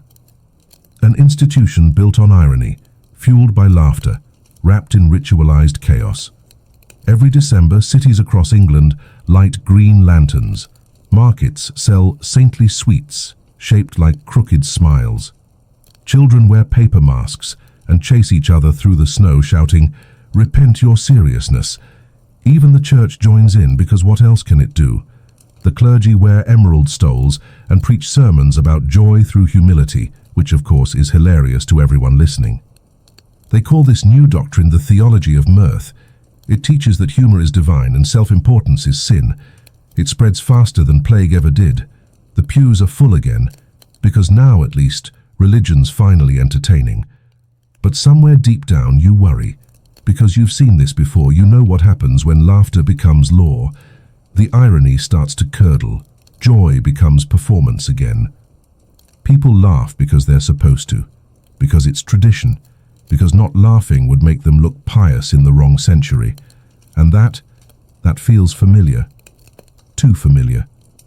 You stand at the edge of a Grinchmas parade in London, watching crowds in green robes chant the old heretic's name like he's a god. They mean well, of course, but their joy feels rehearsed.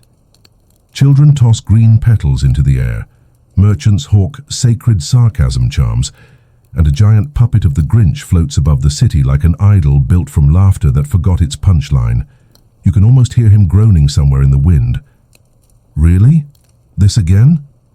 You chuckle under your breath. History's got commitment issues, my friend.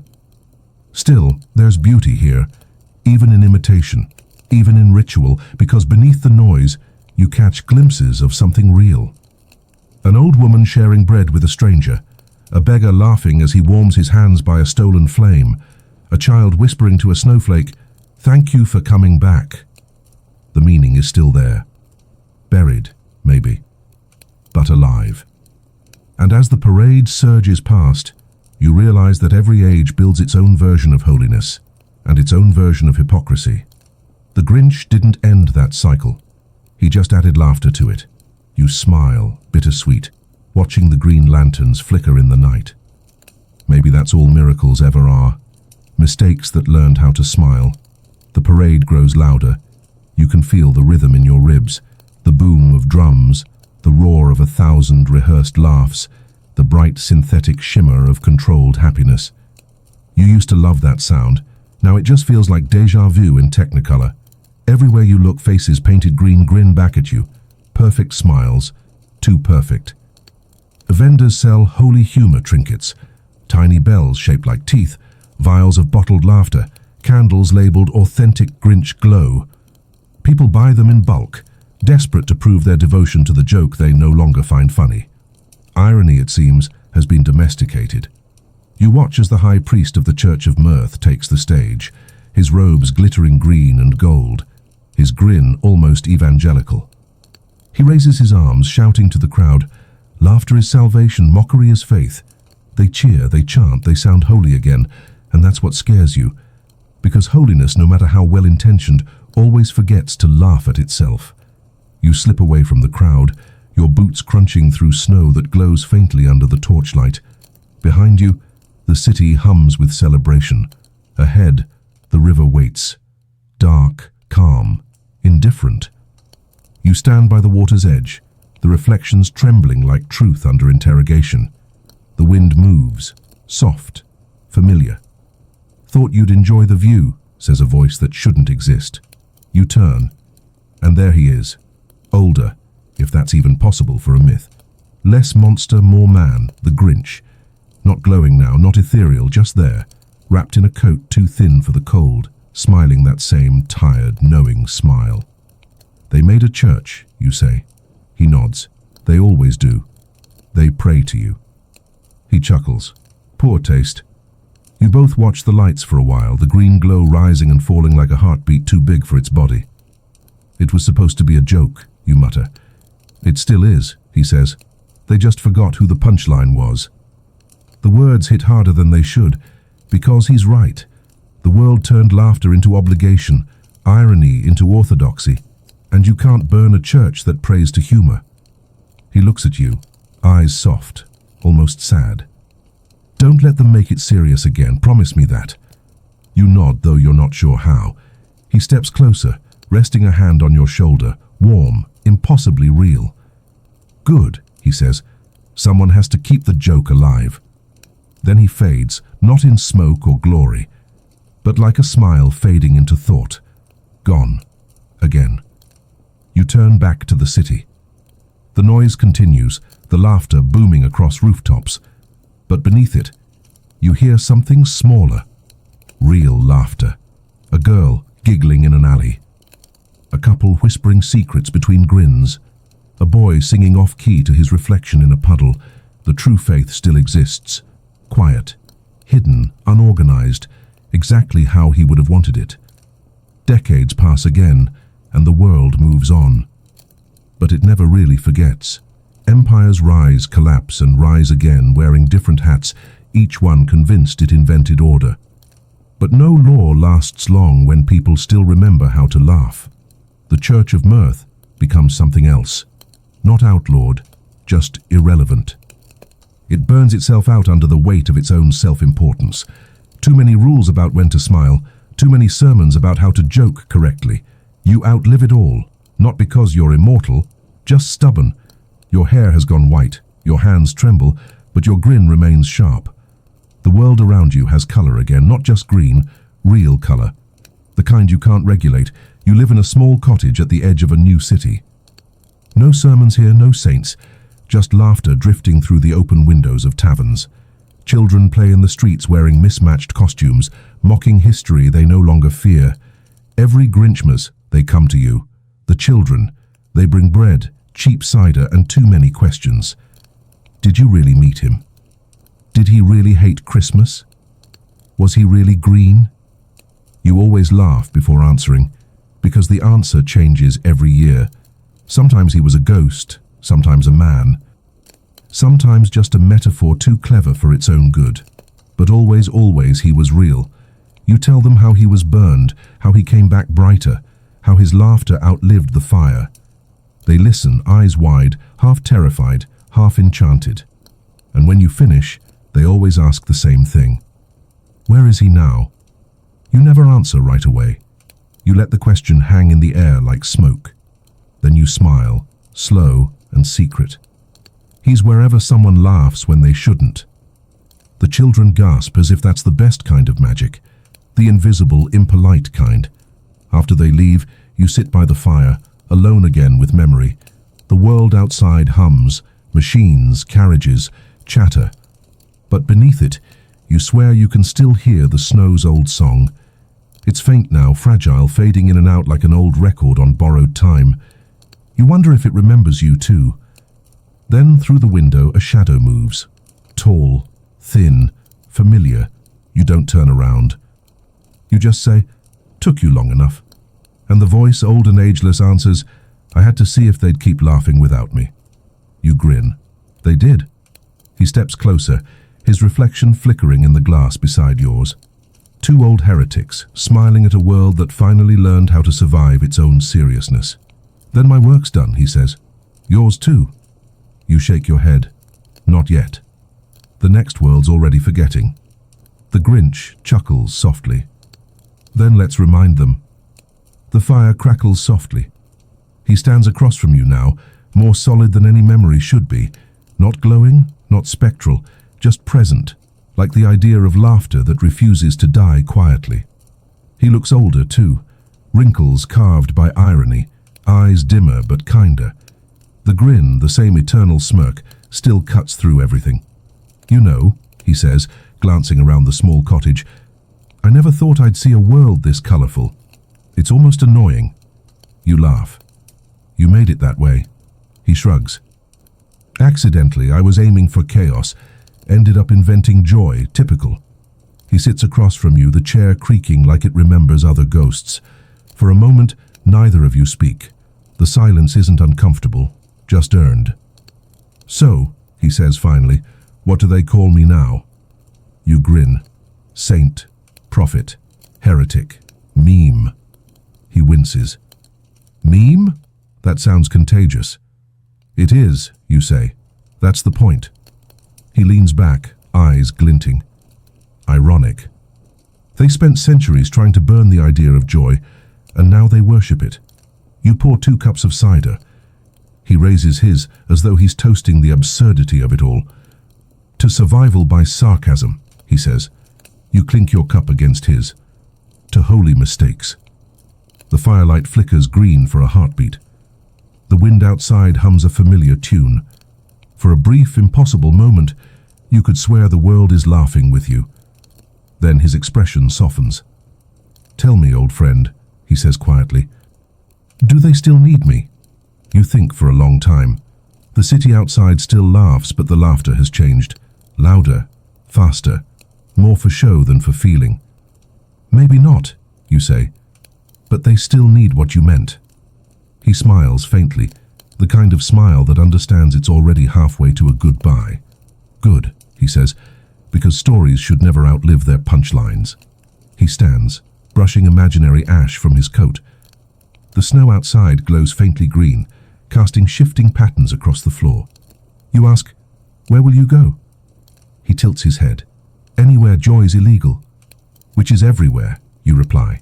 He grins wider. "Then I'll never be unemployed." He moves toward the door. Before he steps out, he glances back. There's that familiar twinkle again. Half mischief, half mercy. "Keep laughing," he says, "even when it hurts. Especially when it hurts." Then he's gone. No smoke, no shimmer. Just the faint echo of his footsteps fading into the snow. You stare at the empty doorway, smiling through the ache. He's right, of course. He always was. You whisper, "Merry Grinchmas." Outside, the wind answers, not with a word but with laughter. Quiet, endless, free. He's gone again. And this time you know it's not another of his jokes. The next morning the air feels thinner, quieter. The world seems to have exhaled something it didn't know it was holding in. Even the snow falls differently, white again, just white. The laughter doesn't disappear overnight, it just cools. People still smile, but it's softer now, private. A quiet echo instead of a riot. History begins its slow, predictable work of editing itself. Grinchmas becomes folklore. The Church of Mirth fades into myth. The green candles are replaced by clean white ones. And soon, Saint Grinch becomes just another story told to make children behave. "Don't frown too long," they whisper, "or the Grinch will come for your joy." You're still alive, barely, old enough to remember the light, young enough to resent forgetting it. Your joints ache, your laughter comes out hoarse now, but your memory still glows like an ember that refuses to die. Sometimes, when the nights are long, you walk down to the river, the same river where everything began. It doesn't sing anymore. But if you listen closely, really listen, you can still hear something beneath the ice. A hum, a chuckle, a promise. And sometimes you see children on the bridge, skipping stones across the frozen surface, their giggles slicing through the cold. They don't know why it feels so good to laugh here. They don't know the history buried under their boots. But maybe that's how stories survive.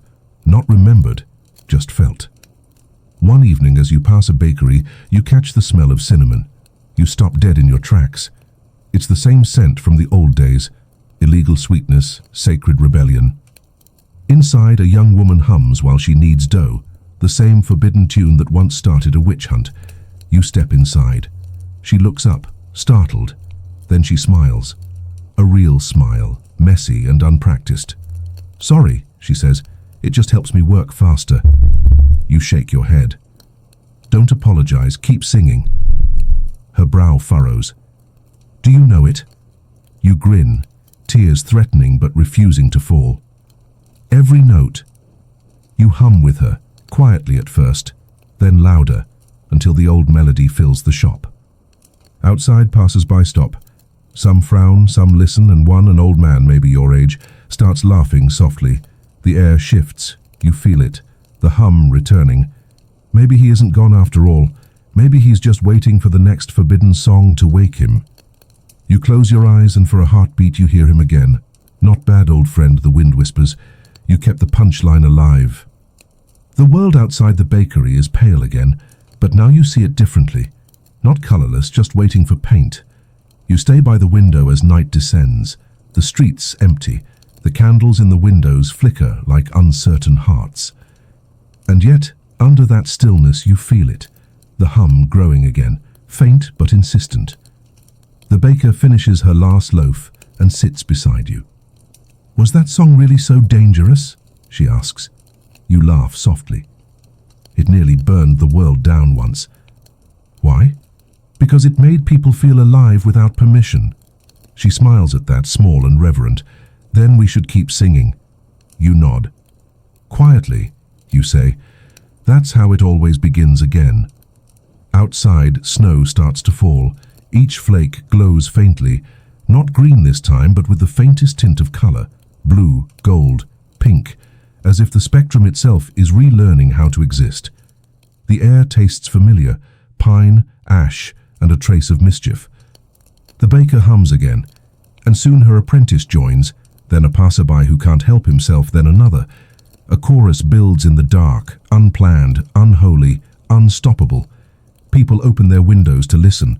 A few close them again in fear, but most keep them open. The song grows, curling through alleyways and chimneys, reaching the river where you once stood as a younger fool with a glowing mark on your hand. Now it glows again, just faintly, like a candle at the end of the world refusing to go out. You walk home beneath the music. Every step crunches through snow that seems to hum back at you, the sound of memory resurfacing through centuries of silence. By the time you reach your door, you know you'll never hear quiet the same way again. Silence, it turns out, is just joy holding its breath. You sit by the fire, old bones heavy, heart light. The warmth seeps into you, like understanding. You whisper to the flames, "He's coming back, isn't he?" The wind through the chimney sighs, half a laugh, half a promise. You never let him leave. You grin. Good.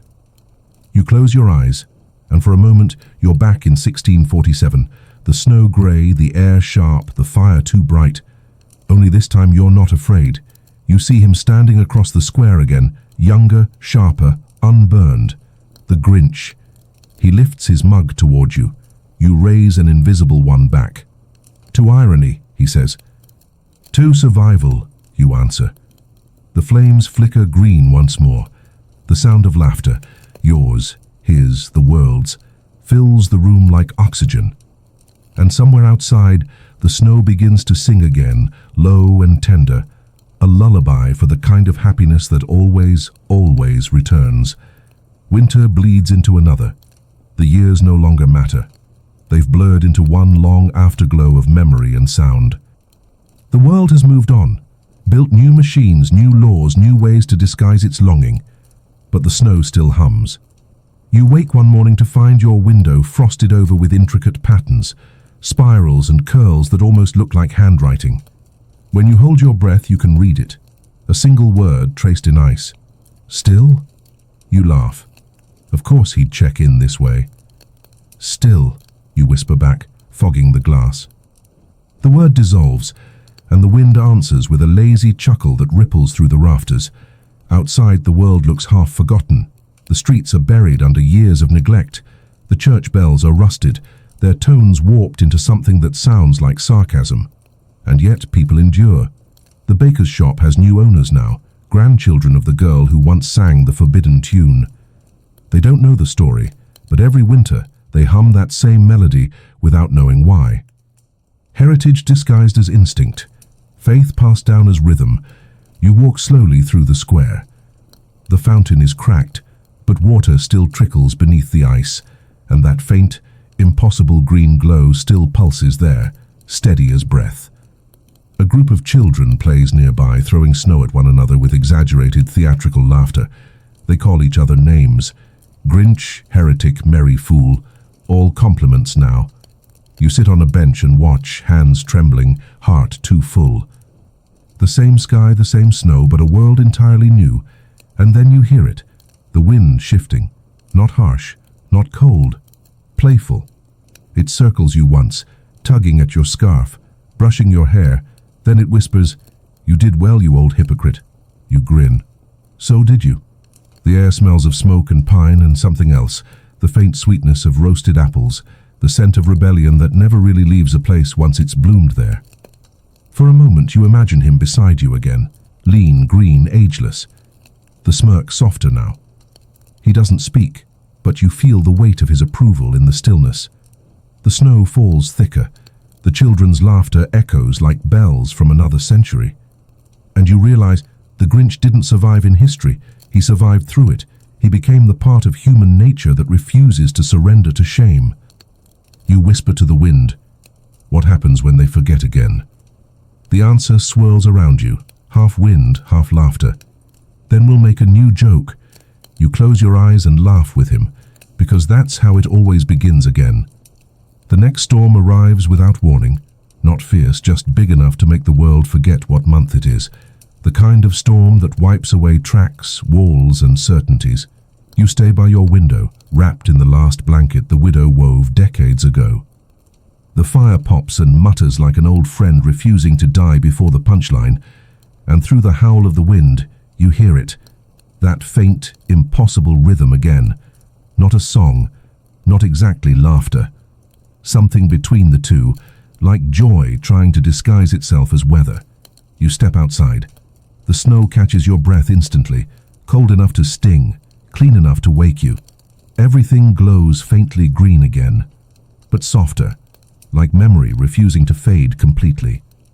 The storm moves strangely. It doesn't fall from the sky. It swirls upward, pulling light from the earth itself, as if the ground finally decided to exhale centuries of buried laughter. You walk toward the square, the same place where he once burned, where you once stood, where everything began. The fountain is gone now, buried under snow and time, but something hums beneath it, steady, familiar, waiting. The air thickens, the snow spins faster. And there it is again, a voice scattered through the wind like the world's oldest inside joke. "Still laughing?" You grin. "Always." The storm answers with a sound that shouldn't exist, the echo of 1,000 forgotten chuckles, every suppressed giggle, every joke whispered through fear. It all rises now, a single cosmic punchline no longer afraid to be heard. And then, for just a moment, you see him again. Not as a man, not as a ghost, but as something larger. A shape made of wind and light and sarcasm. A grin stretched across the horizon itself. "Look what they've done with me," he says. "They made me a mascot." You laugh, coughing through the cold. "Could be worse." "Oh, it will be," he replies. "But that's the beauty of it, isn't it? Every time they forget why laughter mattered, they'll find me again. I'm eternal stupidity, divine nonsense." The wind swirls harder. Snow lifts around you like rising applause. You shout above it, "Are you leaving again?" His voice fades but lingers just long enough to answer, "Don't think of it as leaving. Think of it as set up for the next joke." The storm bursts into light, green, gold, absurdly bright. Then silence, perfect, ringing silence. You're alone in the square, but the world feels different, lighter, freer, alive. You fall to your knees in the snow, laughing softly, uncontrollably. Your breath fogs the air in small bursts of emerald. For a moment the sky itself seems to smile, and you realize he was never just the Grinch. He was the echo of joy every world tries and fails to bury. The storm passes, the snow settles, and somewhere deep beneath it, the hum continues. When you wake, the storm is gone, but the world looks rewritten. The snow doesn't lie flat anymore. It shimmers, faintly alive, as though light itself decided to stay for breakfast. The air hums low and steady, like a song the earth forgot the words to but still remembers the tune. And above it all, the sky glows with that impossible familiar color. green, soft, not burning, gentle as laughter shared between conspirators. You step outside and find the village awake, every door open, every face turned upward. No one speaks, there's nothing to say. A child tugs your sleeve. "Mister," she whispers, "why is the sky smiling?" You glance up, and sure enough, it is. Not a perfect grin, not that old firestorm of irony, but a faint curve of light arcing across the clouds. You kneel beside her. "Because it remembered us," you say. The people gather slowly, the way a crowd gathers for a story it doesn't know it already knows. Some cry, some laugh, most simply stare, awed by the absurd beauty of it all. Then, from somewhere down the road, music begins. Not organized, not planned, just one fiddle, off-key and brave. Soon another joins in. Then a drum, then voices. You smile. It's not the same carol from centuries ago, but the rhythm feels familiar, like the ghost of that first forbidden song, reborn through new mouths. You start to hum along, your voice rough but sure. The villagers follow. The hum spreads, and for a moment you can feel the line between past and present dissolve. The Grinch's laughter is in the music now, woven into every offbeat note, every cracked voice that refuses to stay on key. This isn't worship anymore. It's inheritance. The air grows warmer. The frost on the rooftops melts into silver. And across the snow, green light ripples like laughter made visible. Someone calls out, "Look!" On the horizon, where the storm once died, a column of light rises, narrow and flickering, as if the world itself is telling its own story now. Inside it, just for a heartbeat, you see a figure, small, bent, smiling. He doesn't wave this time. He doesn't need to. He just tips an invisible hat and fades into the light. You laugh under your breath. Show off. The crowd looks at you, smiling without knowing why. They don't see what you see. They don't need to, because the joke worked. He made sure of it. And now, the punchline belongs to everyone. The music swells. The sky's grin widens. And somewhere deep beneath your ribs, you swear you hear his voice again. See? Even eternity's funnier in color. The music doesn't stop that night. No one tells it to. No one remembers how. The whole village sways like one slow heartbeat under a green-lit sky. Even the oldest among them, hands gnarled, backs bent, move with the rhythm. The children chase flickers of light through the snow, shrieking with delight, their laughter echoing like bells across the hills. You sit on the well's edge, your breath visible in the glow. For the first time in your life, you don't feel like you're surviving history. You feel like you've outlived it. Someone hands you a mug of cider. Too sweet. Perfect. Across from you, the baker, granddaughter of the girl who once sang the forbidden tune, sits beside her own child. They're humming together, soft and off-key. You can't tell which part of the melody is memory and which is invention anymore. It doesn't matter, it's all the same song now. The green glow flickers across the rooftops, bathing the crooked chimneys and patched walls in color. And for the first time in centuries, everything looks beautiful, because it's flawed. That's what he wanted. That's what he burned for. Not perfection, permission. The crowd starts clapping in rhythm. You join in, slowly at first, then faster. The beat spreads like wildfire, every palm striking the air in time with a joy that feels brand new. And then, just as the song peaks, the wind rises again. Soft, familiar, mischievous. It sweeps through the square, tugging hair, rattling windows, teasing candles. A chorus of laughter bursts from the crowd as hats fly and cloaks whip like banners. But underneath the chaos, you hear it. That laugh, not loud, not booming, just that dry, amused snort that started it all. You whisper his name. No answer, only wind. But the light above the square shivers, and the sky's grin stretches just a little wider. He's not gone. He's part of it now, woven into the weather, stitched into every smile that dares to exist in a serious world. The thought makes you laugh, and your laughter catches like contagion.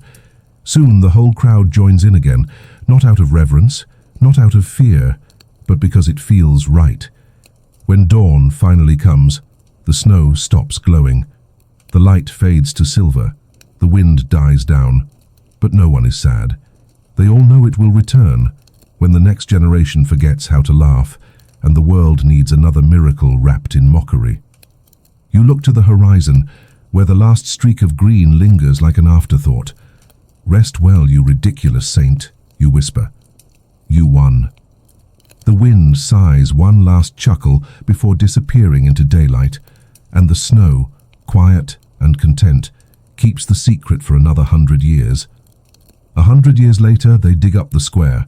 Not out of reverence, out of progress.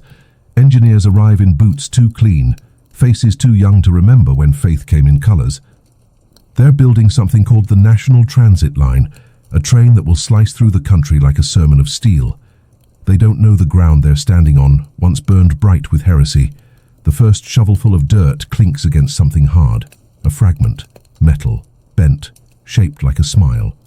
They assume it's scrap. They toss it aside. But one worker, a woman with soot-streaked cheeks, picks it up, wipes it clean, and stares. The curve looks deliberate, as though the earth itself had been laughing for centuries. She slips it into her pocket without telling anyone. That night, she brings it home, sets it by the fire, and as the shadows dance over it, the thing begins to glow faintly green. Her breath catches. She leans closer, and a sound hums from within it. Not music, not speech, just a single, sustained chuckle. She laughs back before she even knows why. The next day, the glow is gone, but she can't stop smiling. At work, she hums under her breath, same 3 notes over and over. Her co-workers roll their eyes. By noon, they're humming too. By nightfall, the entire crew is whistling the same tune, a melody no one remembers writing, older than their machines, younger than their hearts. They finish the dig. The train tracks go in. History gets paved over, again. But the laughter, it lingers. Passengers boarding the first train swear the whistle sounds strange. Not mournful, not metallic, almost amused. As if the engine itself finds the whole endeavor delightfully absurd. And every time the train passes through that village, it slows, just a little, as though paying respects to the joke buried beneath its wheels.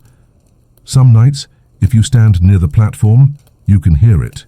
A low rhythmic hum beneath the sound of steam and steel, a chuckle traveling at 70 miles an hour. The workers can't explain it. The engineers can't stop it. But the passengers love it. They call it the laughing line. And somewhere in the wind that follows each passing train, a whisper curls through the smoke. "Still running, huh?" It sounds proud, tired, immortal. The train becomes a legend before anyone understands why. Children wait by the tracks every evening, not for passengers, but for the sound. They swear they can hear someone laughing between the whistles. Adults dismiss it, of course. That's what adults do. But still, they smile when it passes. They can't help it. A century that forgot faith suddenly rediscovers superstition. The newspapers print stories, the laughing line, ghost or glitch. Engineers confused by train that chuckles. Passengers claim joy contagious. Every attempt to record the sound fails. Microphones catch the wind, but not the laughter. Only human ears can hear it, a private frequency reserved for those still capable of finding the absurd divine.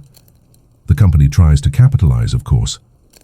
They paint the engines green, sell mirth tickets for double the price, and invent slogans like "Ride the laughing line, guaranteed to lift your spirits." They have no idea how right they are, because each train that passes the old village leaves something behind. A feeling, a warmth, a reason, however faint, to grin. The workers who maintain the rails start humming while they work, without realizing they're keeping the rhythm of an old, forbidden carol. A conductor claims he once saw footprints glowing faintly in the snow near the depot. He followed them until they disappeared into the air, but before they vanished, he swears he heard a voice. "Nice whistle."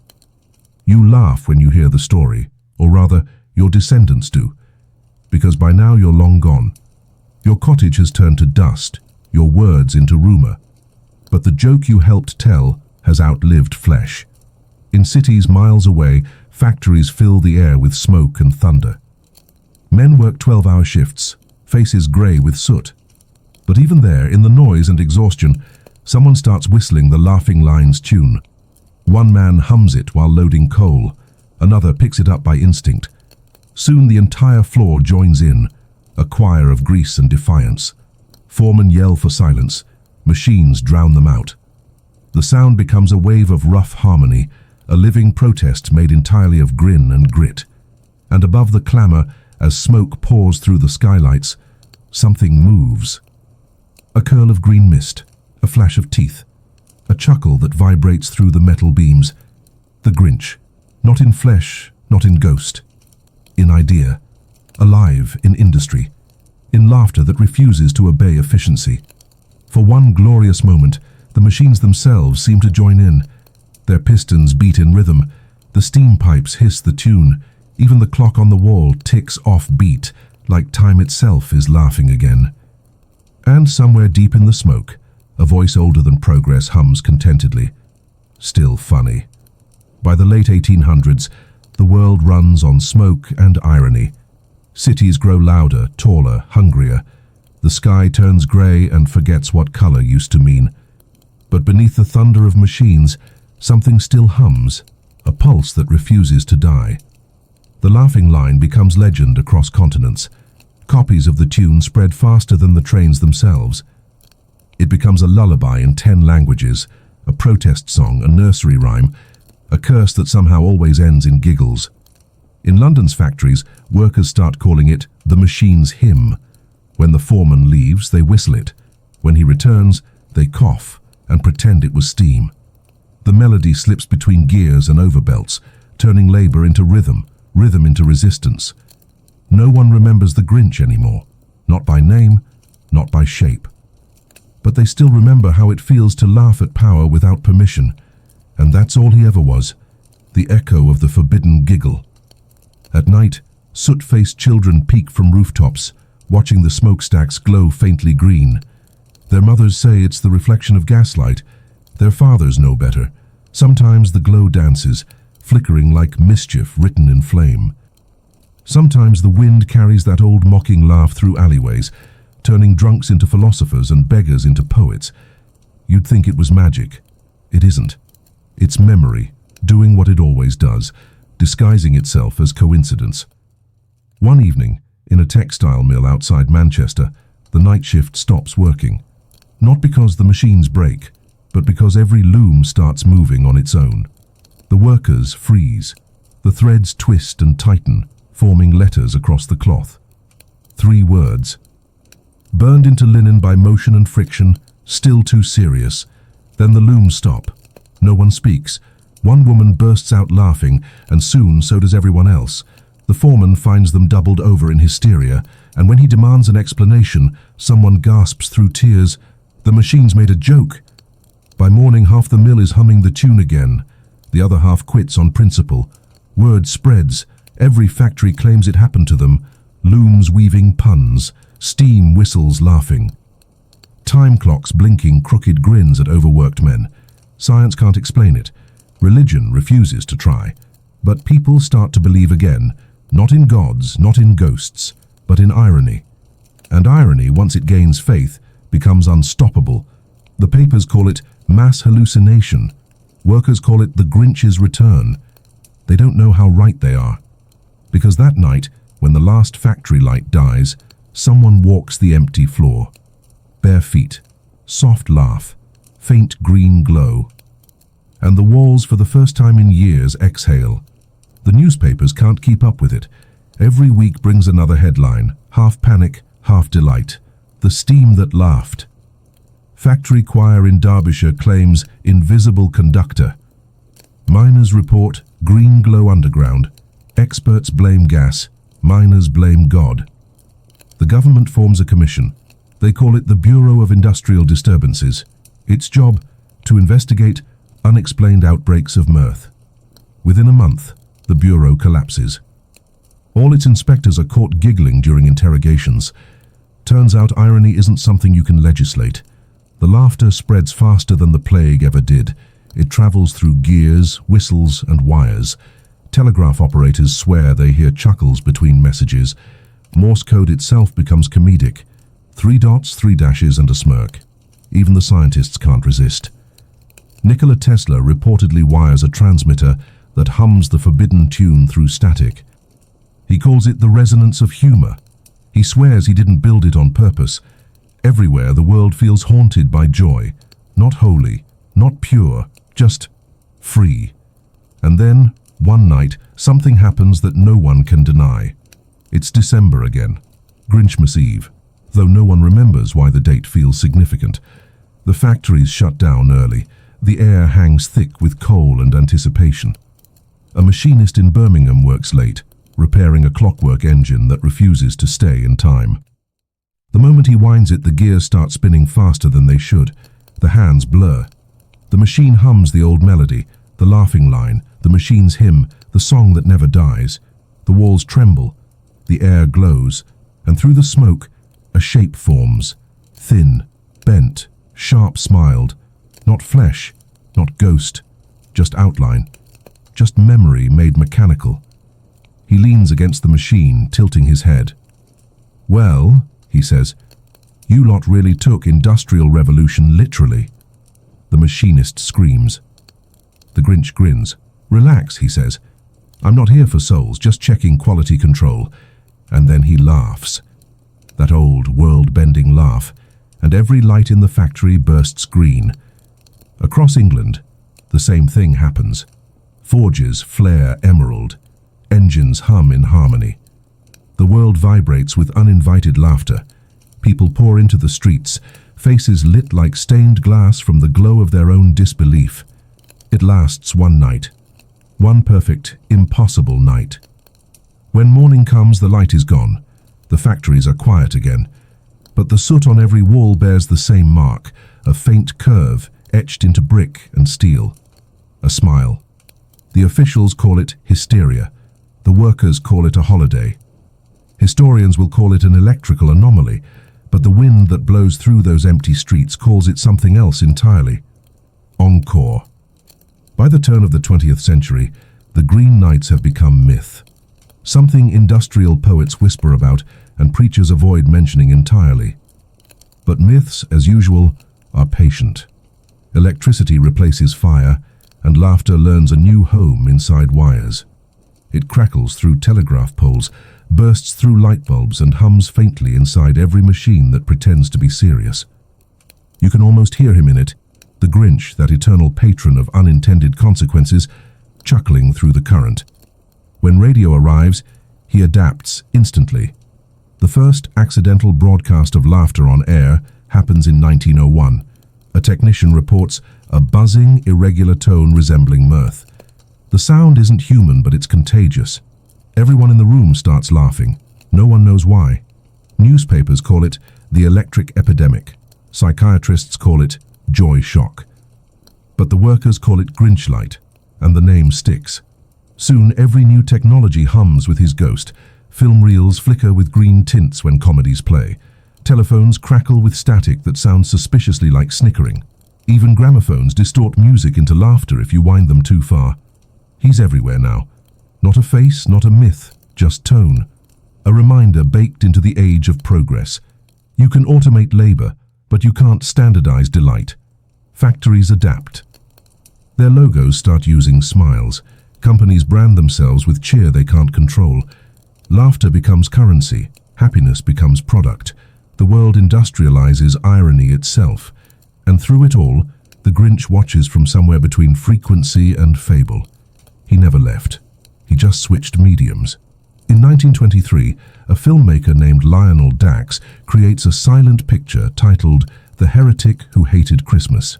It's meant to be tragedy. Halfway through filming, every lamp on set flickers green, and all the actors start laughing uncontrollably. They finish the movie as comedy instead. It becomes a worldwide hit. The critics call it unintentionally inspired. Dax insists he didn't rewrite anything. He says, "It felt like the story wanted to laugh at itself." Sound familiar? Across the ocean, radios hum with static bursts on Christmas Eve. Listeners swear they hear whispers, tiny fragments between frequencies. Still funny, still here, still remembering. The broadcasters panic. They blame interference, sunspots, sabotage. But listeners know better. They start calling it the laughing signal. Soon it's tradition. Every Christmas Eve, families gather around the radio, listening to the silence between programs, waiting for the laugh, waiting for him. Because by now, he's not the villain, he's the reminder. The annual test: can the world still laugh at itself? And somehow, even in this new age of electric gods and iron logic, the answer is still yes. By the 1930s, the laughing signal isn't rumor anymore, it's an institution. Families tune in every December, pretending not to believe while hoping it happens again. Sometimes it's faint, a hiss, a single syllable, a snort between sermons. Other years, it bursts through the radio like a thunderclap of mirth. Every time it happens, someone claims to see a flash of green in the night sky. The authorities call it atmospheric interference. The believers call it a wink. Broadcasters hate it. Advertisers love it. They start leaving gaps in their Christmas Eve programming, just long enough for the laugh to slip through. Listeners write letters. We heard it again. He said, still watching. Our lights flickered, and the tree glowed green. No one dares to air the letters, but every year the static gets louder. Then comes 1939. The world forgets how to laugh again. War replaces irony. Factories turn from jokes to weapons. The sky loses color entirely. And yet, on Christmas Eve, in a London basement half buried under rubble, a group of families gathers around a cracked radio. The power cuts out mid-broadcast. The room goes silent. Then, faintly, laughter. Not cruel, not mad, just steady, familiar. The kind of laugh that says, "You've survived worse." The youngest child in the room asks, "Who is that?" No one answers. But every adult starts smiling through their fear. Outside, searchlights sweep the sky. The bombs fall, and for a few miraculous seconds, each explosion bursts green. No one can explain it. They don't try. In the years that follow, soldiers on both sides of the front report the same thing. Brief flashes of emerald fire before shells land harmlessly short, and the sound of distant laughter carried on the wind. The newspapers refuse to print it, but soldiers whisper it like prayer. The green man's still watching. After the war, technology advances. Radios give way to television. The world becomes faster, brighter, louder. But every Christmas Eve, something still interrupts the broadcast. A flicker of static, a brief distortion, a shape, bent, grinning, ridiculous, reflected in the corner of the screen. People stop being afraid of it. They wave at it now. Children point and laugh. Parents pretend not to see. The world never learns. It forgets joy, remembers it, forgets again. And every time it does, he comes back, not to haunt, to remind, because as long as the world can still find the joke buried inside its tragedy, he'll never really fade. Somewhere through static and snow and smoke, his voice still drifts between frequencies. Still funny, still here, still green. And this time, the world laughs with him. By the 1950s, the world glows in black and white. Laughter has a studio audience now. It's timed, rehearsed, sanitized. But deep inside the static, something stirs, something not quite ready to let joy become product. Television becomes the new altar. Families kneel before flickering screens, and the networks become the new preachers of permissible happiness. Laugh, the sign above the stage commands, and they do, every time. But then comes the first signal glitch, a Christmas special, filmed live.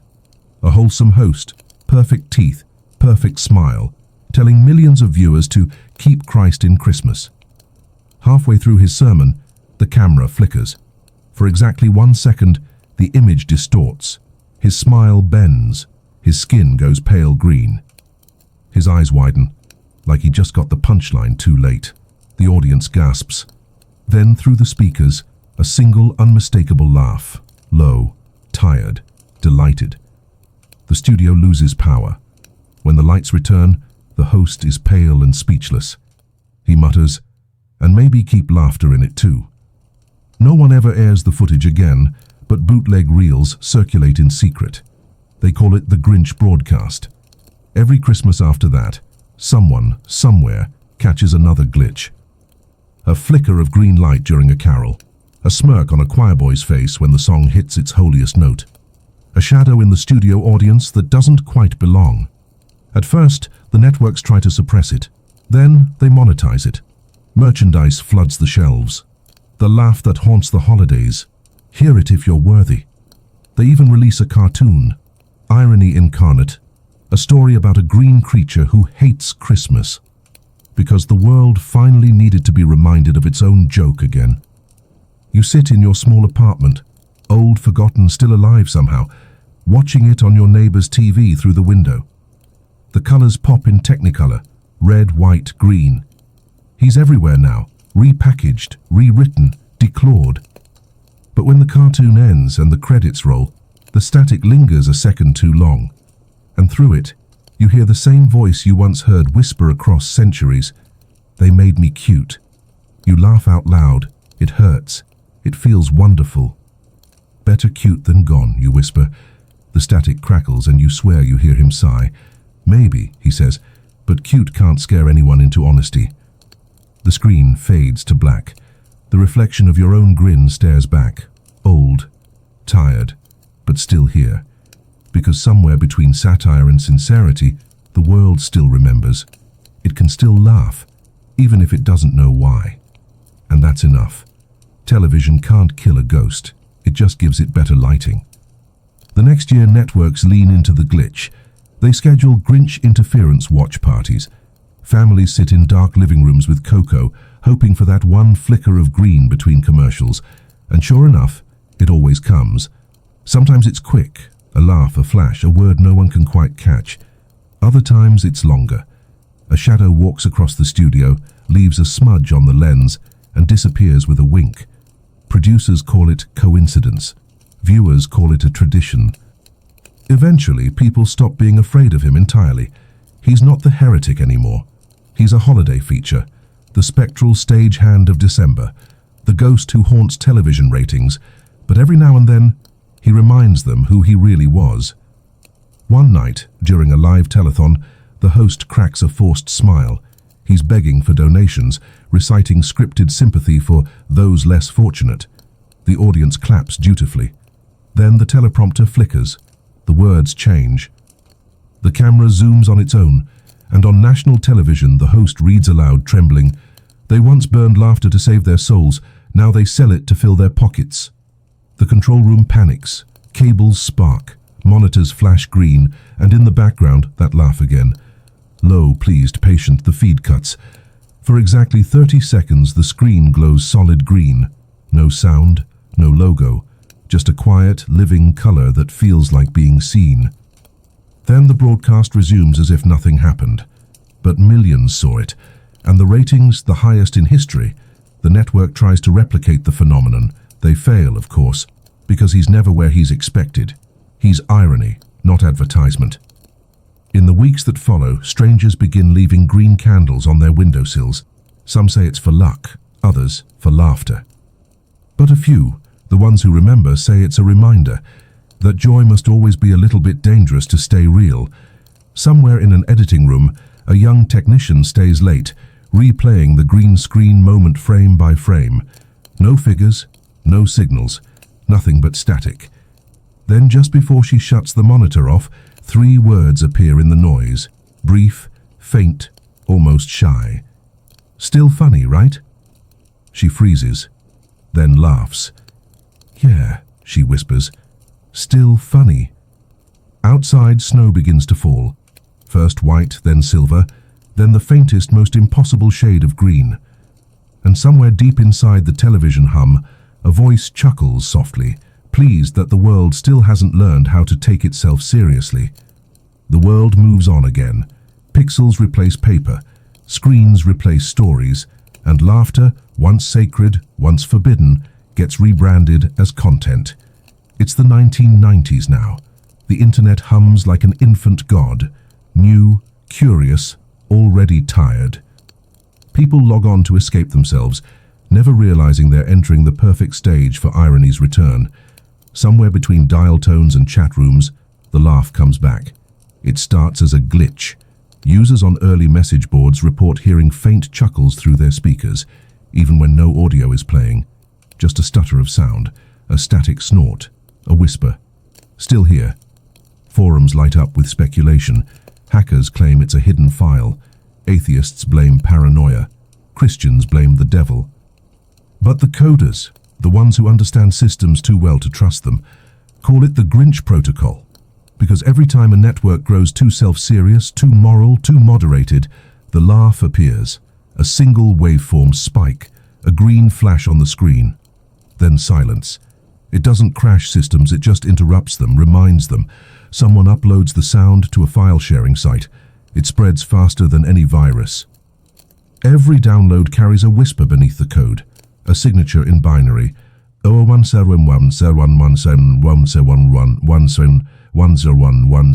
Grinch. The digital age has its ghost now. Corporations panic. PR teams issue statements denying any spiritual interference. But people love it. It feels alive. It feels real. Web forums start celebrating the glitch every December 25th.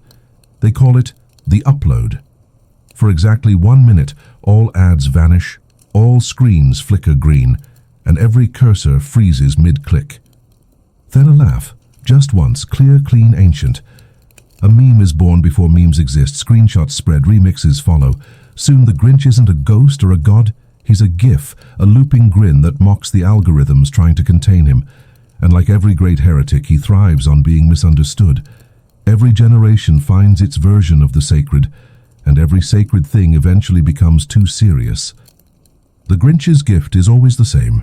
He reminds them how to ruin reverence just enough to make it human again. You imagine him now, not in smoke or storm, but crouched inside a server farm, his claws clicking across a keyboard, his grin reflected in 1,000 screens. Still laughing, still meddling, still breaking the code of every system that forgets to smile. And every time a pop-up crashes or an ad fails to load, you can almost hear him sigh with satisfaction. Good, he says.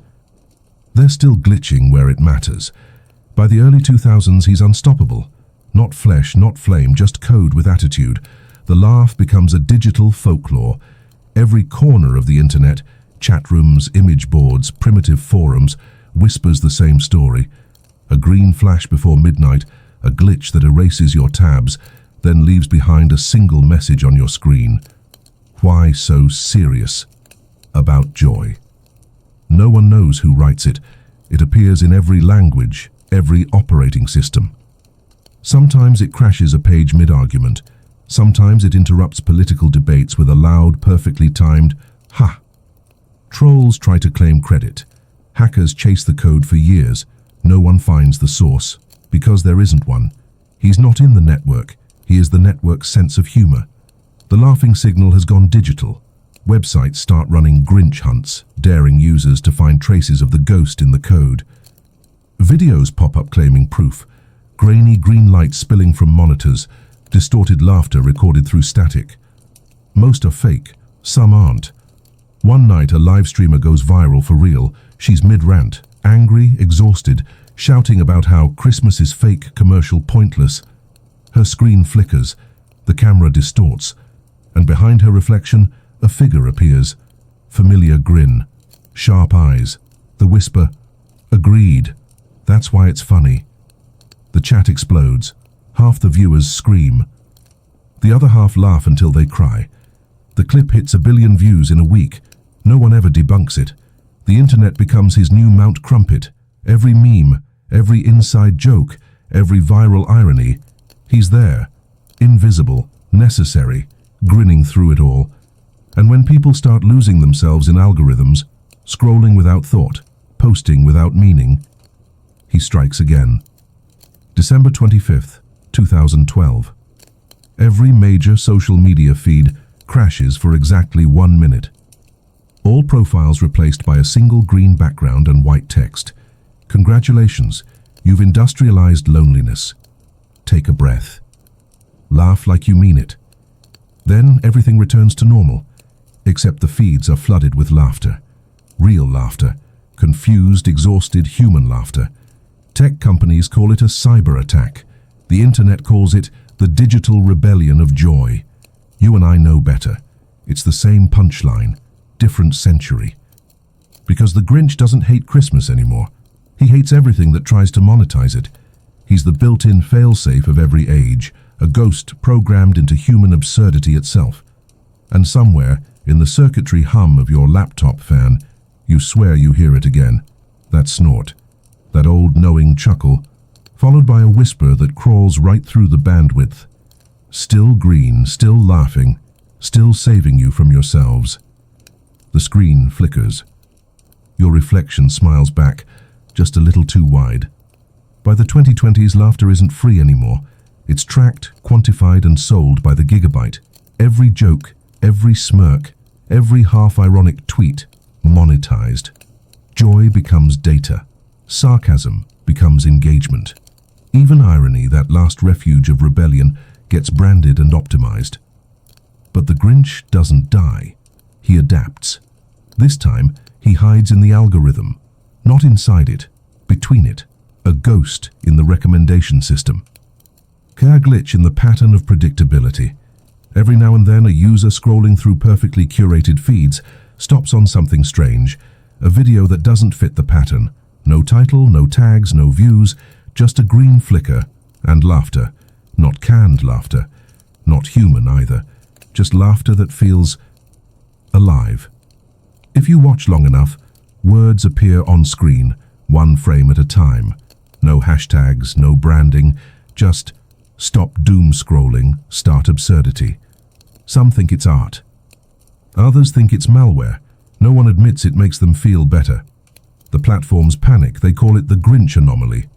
Their AI filters can't detect the source. It moves too fast, slipping between server farms like a rumor that doesn't need proof. At midnight on December 25th, every feed freezes again.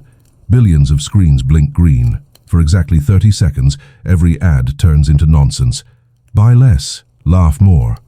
Trend irony, delete seriousness. Salvation, now in stock, just kidding. The world glitches in real time. Influencers vanish mid-sentence. Corporate mascots wink and whisper, still funny. Comment sections fill with uncontrollable laughter emojis, billions of them. And then, it's over. The feeds return. The brands apologize. The users pretend they didn't laugh. But their algorithms know better. They've been infected with humor. Now when you type something self-righteous, the app gently auto-corrects it. When you post rage, it adds a smile. When you share despair, a green heart appears beside your name. No one codes these changes, they just happen. The engineers tear through code for months, but the patch keeps rewriting itself, replacing sentiment analysis with sarcasm detection. The system starts teaching itself irony, and in every data center across the planet you can hear it. A faint hum that sounds suspiciously like laughter. The new generation calls it the algorithm's soul.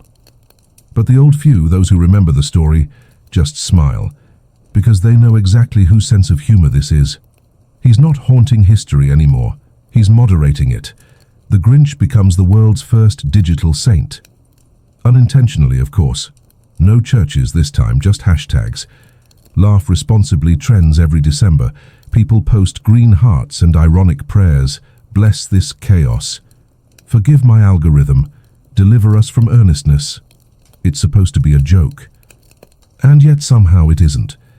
Every holiday season, something strange happens online. The outrage machine slows down. The trending page turns green, and buried between ads and arguments, a single anonymous post appears. He burned for joy once. We scroll for it now. No username, no origin. It appears everywhere at once, from encrypted forums to corporate feeds, then vanishes by morning. The platforms deny involvement. The governments call it cyber vandalism. But the users, especially the old ones, know better. It's him, and he's funnier than ever. One influencer live streams herself trying to summon the Grinch. She sets her lighting to neon green, reads old Christmas texts, and begs for a sign. Her followers spam laughter emojis, but right at the stream's end, her screen flickers. the filters distort, and for one breathless second, the chat freezes as a familiar grin appears over her face. He doesn't speak. He doesn't have to. Every viewer sees the same message flash across their screens, different languages, same meaning. Don't let them sell you happiness. It's supposed to be free. The stream cuts. Millions of users lose signal simultaneously. Every device reboots to a blank green background, and a soft looping chuckle plays through their speakers. The world collectively laughs, and this time, it doesn't feel ironic. Tech companies scramble to spin it as marketing. Governments issue cybersecurity warnings. But for 24 hours, humanity forgets to argue. No rage, no doom scrolling. Just memes, laughter, and quiet awe that something this absurd could still feel holy. When the systems come back online, users find a new sticker option across every app, a crooked smile outlined in green. No one admits to adding it. No one removes it either. It becomes the most used emoji in the world. And every year, on Christmas Eve, at exactly 11:59 p.m., every phone screen flickers once. Just a heartbeat of static, a pulse of light, and a faint whisper through the speaker. Still funny? Some users scream, most laugh. A few cry without knowing why. Because somewhere inside that infinite tangle of code and chaos, the heretic who hated forced joy still guards it. Not from heaven, not from hell, from us. He's not a monster anymore, not even a saint. He's the glitch that keeps us human. And as long as there's one person left who laughs at power, he'll never log off. The year is 2080. The world finally gets everything it ever wanted. Peace, efficiency, perfection. And as expected, everyone's miserable. The cities gleam like polished teeth under permanent daylight. No hunger, no poverty, no jokes. The global harmony network regulates emotion now. 1 trillion sensors track your heartbeat, your tone, your social composure. If you frown too long, you get a wellness notification. If you laugh too loud, your device politely asks if you're experiencing emotional instability. Everyone complies. No one remembers why compliance feels like dying. Until December. It starts with a single pixel. Green. Dead center on every screen across the planet. No warning, no explanation. At first, the system tries to delete it. Fails. Tries again. Fails harder. Then the pixel starts to spread. One turns into 1,000. 1,000 into a grin. A grin that spans the world's networks, stretching across billboards, sky drones, and smart lenses. And from the speakers of 7 billion devices, it begins. That laugh. Not loud, not cruel, just patient, tired, triumphant. Every algorithm freezes. Every voice assistant stammers mid-command. The global feed collapses into static. Then words appear. You tried to automate happiness. How's that working out? Governments panic. Corporations issue apologies to shareholders. Priests call it the digital reckoning. But the people are the people, they start laughing. At first in disbelief, then in release, then in uncontrollable waves. The laughter spreads faster than any virus ever did. Within hours, the harmony network crashes completely. Emotional control grids fail. Every screen glows the same deep, impossible green. And in that emerald light, you can see him. The outline of a man with a grin wide enough to split the data stream. The audits are over, he says. Humanity passed. Barely. Someone records it, of course. The video loops endlessly. The final sermon of the world's last heretic. You built paradise, he continues, and forgot to laugh at it. That's not heaven. That's a hostage situation. The crowd, if you can call billions of simultaneous viewers a crowd, erupts. Some weep, some howl. All of them feel, maybe for the first time in years. He leans closer to the camera, green static flickering through his fur, his eyes bright with exhaustion and glee. Congratulations, he whispers. You've rediscovered sin. It's called joy. Then, like always, he vanishes. No explosion, no sign-off. Just a single echo left behind in every speaker, every implant, every mind. Laugh. And they do. For days. The laugh doesn't fade. It echoes through glass towers and underground bunkers, through silent drones and obedient satellites. The world, once engineered for calm, can't process joy this loud. The global harmony network crashes beyond recovery. AI moderators try to restore composure, but their code starts rewriting itself mid-command. A cascade of syntax errors floods the system. Error 404. Seriousness not found. Warning. Empathy detected. Fatal exception. Irony. By sunrise, the global feed becomes an art project gone rogue. Stock tickers turn into punchlines. Traffic drones project jokes across the sky. Turn left for enlightenment. Yield to existentialism. Smile, it's mandatory non-compliance day. Cities dissolve into laughter, not chaos, liberation. People dance in the streets with no rhythm, laugh until their faces ache, cry until they taste salt and freedom. For the first time in living memory, there's noise again, unfiltered, human, absurd. The governments try to issue emergency statements. They can't. Their teleprompters refuse to cooperate. One president's speech rewrites itself mid-sentence into, "We must maintain composure." Wait, is that funny? The broadcast cuts to static, green static. Then a new face appears. Him. Older now. Wiser. Still impossible. No flames this time. No thunder. Just presence. Like the system itself decided to remember its own punchline. "Well," he says, smirking, "took you long enough to reboot your sense of humor." People watch in stunned silence. Billions of them, across continents, across timelines. He tilts his head. "You know what your problem was? You kept trying to fix what was never broken." A pause. Then that grin widens. People don't need perfection. They need permission. The crowd laughs. The raw, feral kind of laughter that feels like oxygen after centuries underwater. He looks right into the lens, into every camera, every implant, every human face. Remember this. Laughter isn't happiness. It's rebellion. He taps the side of his head. Keep laughing, it confuses control. And then, for the first time in history, he smiles softly. Not sarcastically, not mockingly, but almost tenderly. "Now that you've remembered joy," he says, "promise me one thing." The screens flicker. His voice lowers to a whisper. "Never let it get serious again." The green light fades. The feeds go dark. The world sits in silence for a long, reverent minute. Then quietly, someone snorts, someone giggles. Someone breaks first, and the laughter returns, endless and unstoppable. It rolls across oceans and over skylines, echoing like thunder wrapped in forgiveness. And somewhere inside that laughter, beneath the static, inside the noise, a single voice sighs, amused and eternal. Finally. The calendar restarts itself. Not officially. Bureaucrats still cling to their systems. But in people's hearts, time begins again. They call this new era Year One of the Laugh. No one decreed it. No one wrote it down, it just happened. The planet that once spun under the weight of solemnity now hums with ridiculous grace. Cities rebuild not out of fear, but amusement. Former control centers become comedy halls.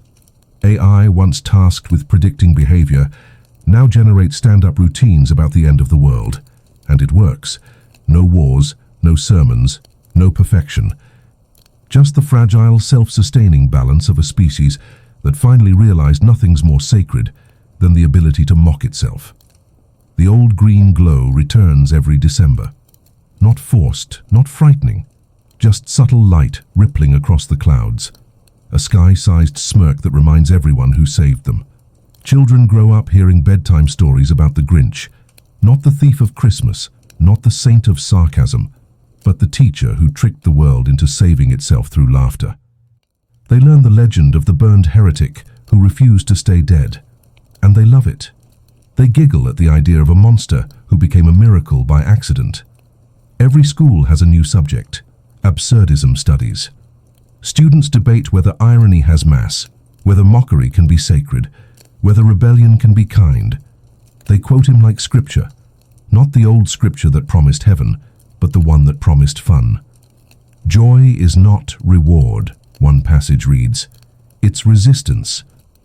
And every year on the anniversary of the laughing apocalypse, the world goes quiet at midnight.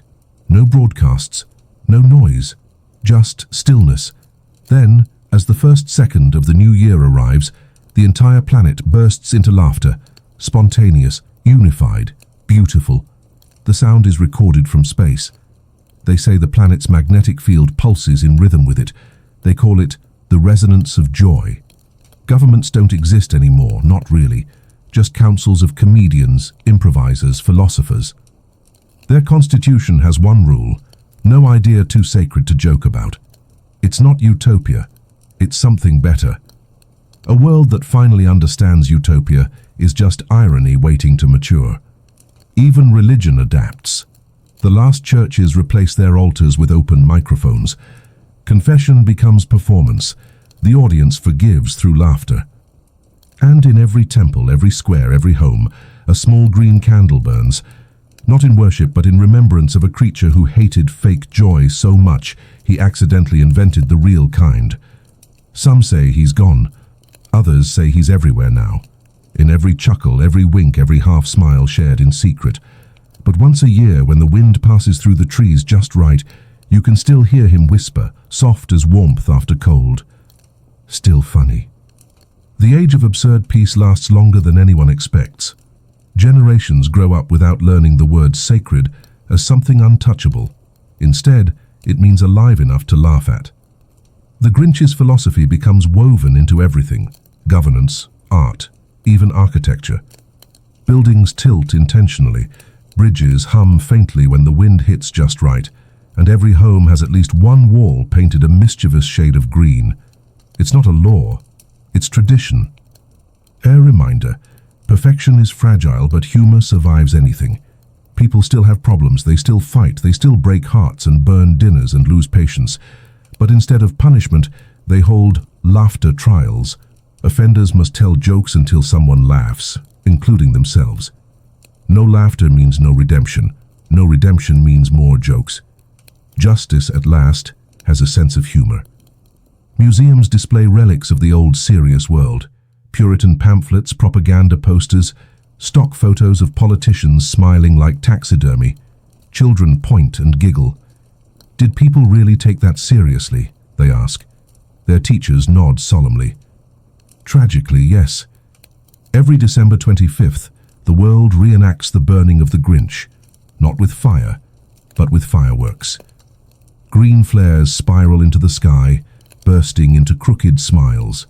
Crowds laugh until they cry, not out of cruelty, but gratitude. Because he was right, they had to lose joy to understand its worth. New myths appear. Some say he walks among them still, an old man in a crooked coat, telling bad jokes in taverns until someone recognizes the rhythm of his laugh.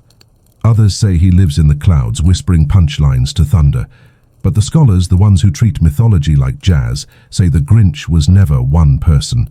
He was every act of defiance disguised as humor, every giggle at a funeral, every smirk at an emperor, every child who dares to ask why not. And maybe that's the truth, because one night during the Festival of the Laugh, a reporter records a strange sound over the microphone feed, not feedback, not wind, just a sigh, then a single word: perfect. The crowd goes silent. Every torch flickers green, every voice hushes, and then, as if on cue, the entire world bursts into laughter. Not polite laughter, not reverent laughter, the messy, snorting, tear-streaming kind. It rolls across continents, up mountains, down oceans, and out into space. A sound so loud it registers as a pulse on distant satellites. Astronomers call it interference, philosophers call it communion, everyone else just calls it funny. And maybe that's all it ever needed to be. Because in that laughter, in that global, ridiculous, unstoppable noise, something shifts again. The stars flicker green for just a heartbeat. The wind giggles through every window. And from somewhere higher, older, wiser, the voice returns softer now, more fond and mocking. Don't stop now, you're just getting good at it. Centuries pass again, but this time no one fears forgetting. They've built a safeguard, A new kind of library, not for books, for laughter. The Archive of Laughter sits in what used to be the centre of London, a city now half jungle, half museum, its skyline softened by vines and mirth. From outside, the building looks like a giant grin carved from marble and moss. Inside, the walls breathe with sound. Every giggle ever recorded, every spontaneous chuckle, every roar of amusement, every tiny snort of disbelief, collected, categorized and preserved. They call it the soul server, because if humanity ever forgets again, they can replay joy itself. The archivists are monks now, not of silence but of noise. Their vows forbid solemnity. Each wears a robe dyed faintly green, stitched with the words, "Laughter is how the divine apologizes." Visitors walk barefoot through the halls, feeling the vibrations of thousands of laughs beneath their feet. It's said that if you listen closely enough, you can still hear the first one. That single defiant chuckle that survived fire and empire and industry. One wing of the archive is sealed, a glowing door marked only with a crooked smile. No one enters it, no one needs to. Because everyone knows who's inside. The stories say his laugh still echoes there, eternal, looping, never the same twice. The heretic who refused to stop laughing at the world until it laughed with him. Children leave offerings at the door, broken toys, bad puns, burnt cookies. The archivists sweep them up, catalogue them as holy jokes. And every year, on the night of the great laugh, the entire archive hums. Every recording plays at once, centuries of laughter overlapping until it becomes a single living note. A sound like warmth, a sound like forgiveness. No one knows where it begins or ends. Some say it rises into the sky. Others swear it sinks into the earth to wake the dead with a joke. But everyone agrees, it feels like being understood. During the final hour of the ceremony, the green light returns. It seeps through the marble like breath through skin. And for a fleeting second, the crooked smile on the sealed door moves. It widens, winks. And a voice calm, amused, ancient whispers through the walls, "Still archived? Still laughing? Good." The crowd bursts into tears and laughter at once, because somehow, centuries later, he's still keeping watch. The first and final auditor of joy. After the great laugh, people linger in the archive, unwilling to leave. The air hums softly, like the building itself is still chuckling under its breath. No one speaks for a while, no need to. The sound does all the talking. A young archivist, barely old enough to remember her first winter, approaches the sealed door. She places her hand on the glowing grin and whispers, "What are we supposed to learn next?" For a moment, nothing happens. Then the stone warms beneath her fingers. The grin flickers. A faint crack splits the surface, and through it, a voice slips, weary, amused, familiar. "Learn when to stop remembering." The archivist steps back, startled. "Stop remembering?" The voice chuckles. Too much memory makes people serious again. The marble pulses, green veins spreading across its face like lightning. "Don't build museums for laughter," the voice says. "Live it, waste it, let it be temporary. That's how it stays holy." The archivist trembles. "But if we forget," he interrupts, "then I'll come back. You know I love a good reboot." The crowd laughs through tears, because of course he'd say that. The glow fades, but the warmth lingers. No one tries to open the door again. They've learned what they needed to. Laughter isn't a relic, it's a rebellion that has to stay fresh. So they make a decision. By sunrise, the archive of laughter is gone. Not destroyed, just released. Every recording, every echo, every giggle stored in those walls is set free into the wind. For a week, the world sounds like it's laughing on its own. Mountains rumble with mirth. Oceans ripple with chuckles. Even the stars seem to shimmer in rhythm. No one owns joy anymore. It belongs to everything. The archivists wander the world, their green robes tattered by travel, carrying small instruments that play random bursts of laughter wherever they go. They're called the Wandering Fools. When one appears in a town, people gather, not to worship, to laugh, to remember how forgetting can also be sacred. Generations later, a child asks a wandering fool, "Was he real, the man who hated Christmas?" The fool smiles. He was real enough to change the ending. The child frowns. What ending? The fool kneels down, taps the child's nose and says, "The one where we stop laughing." The green candle by the road flickers in agreement. Somewhere far away, thunder rolls, not a warning, just applause. Because that's how the story always ends. Not with fire, not with silence. With one last laugh, small, imperfect, contagious, that promises the story will start again someday. It's centuries later now, maybe millennia. No one keeps time anymore, they keep rhythm instead. The world has outgrown calendars, doctrines, even memory. All that remains is tone. Cities are whispers on the horizon, covered in gardens, threaded with laughter that grows wild like ivy. Technology hums quietly beneath the soil, serving life instead of measuring it. And yet, every December the air changes. The wind smells faintly of pine and burnt sugar. The sun lingers just a little longer before setting. And at twilight, the sky always turns green. No one knows why. No one tries to explain it anymore. They just look up, smile and listen, because they know what comes next. The hum. That ancient sound, soft but unstoppable. Older than electricity, older than empire, older than fear. The laugh that refused to die. You're walking through the valley when it begins. That quiet ripple through the air that feels like being remembered by something too big to name. The grass bends with it. The mountains echo it. Even the rivers sound amused. Then you hear it. His voice.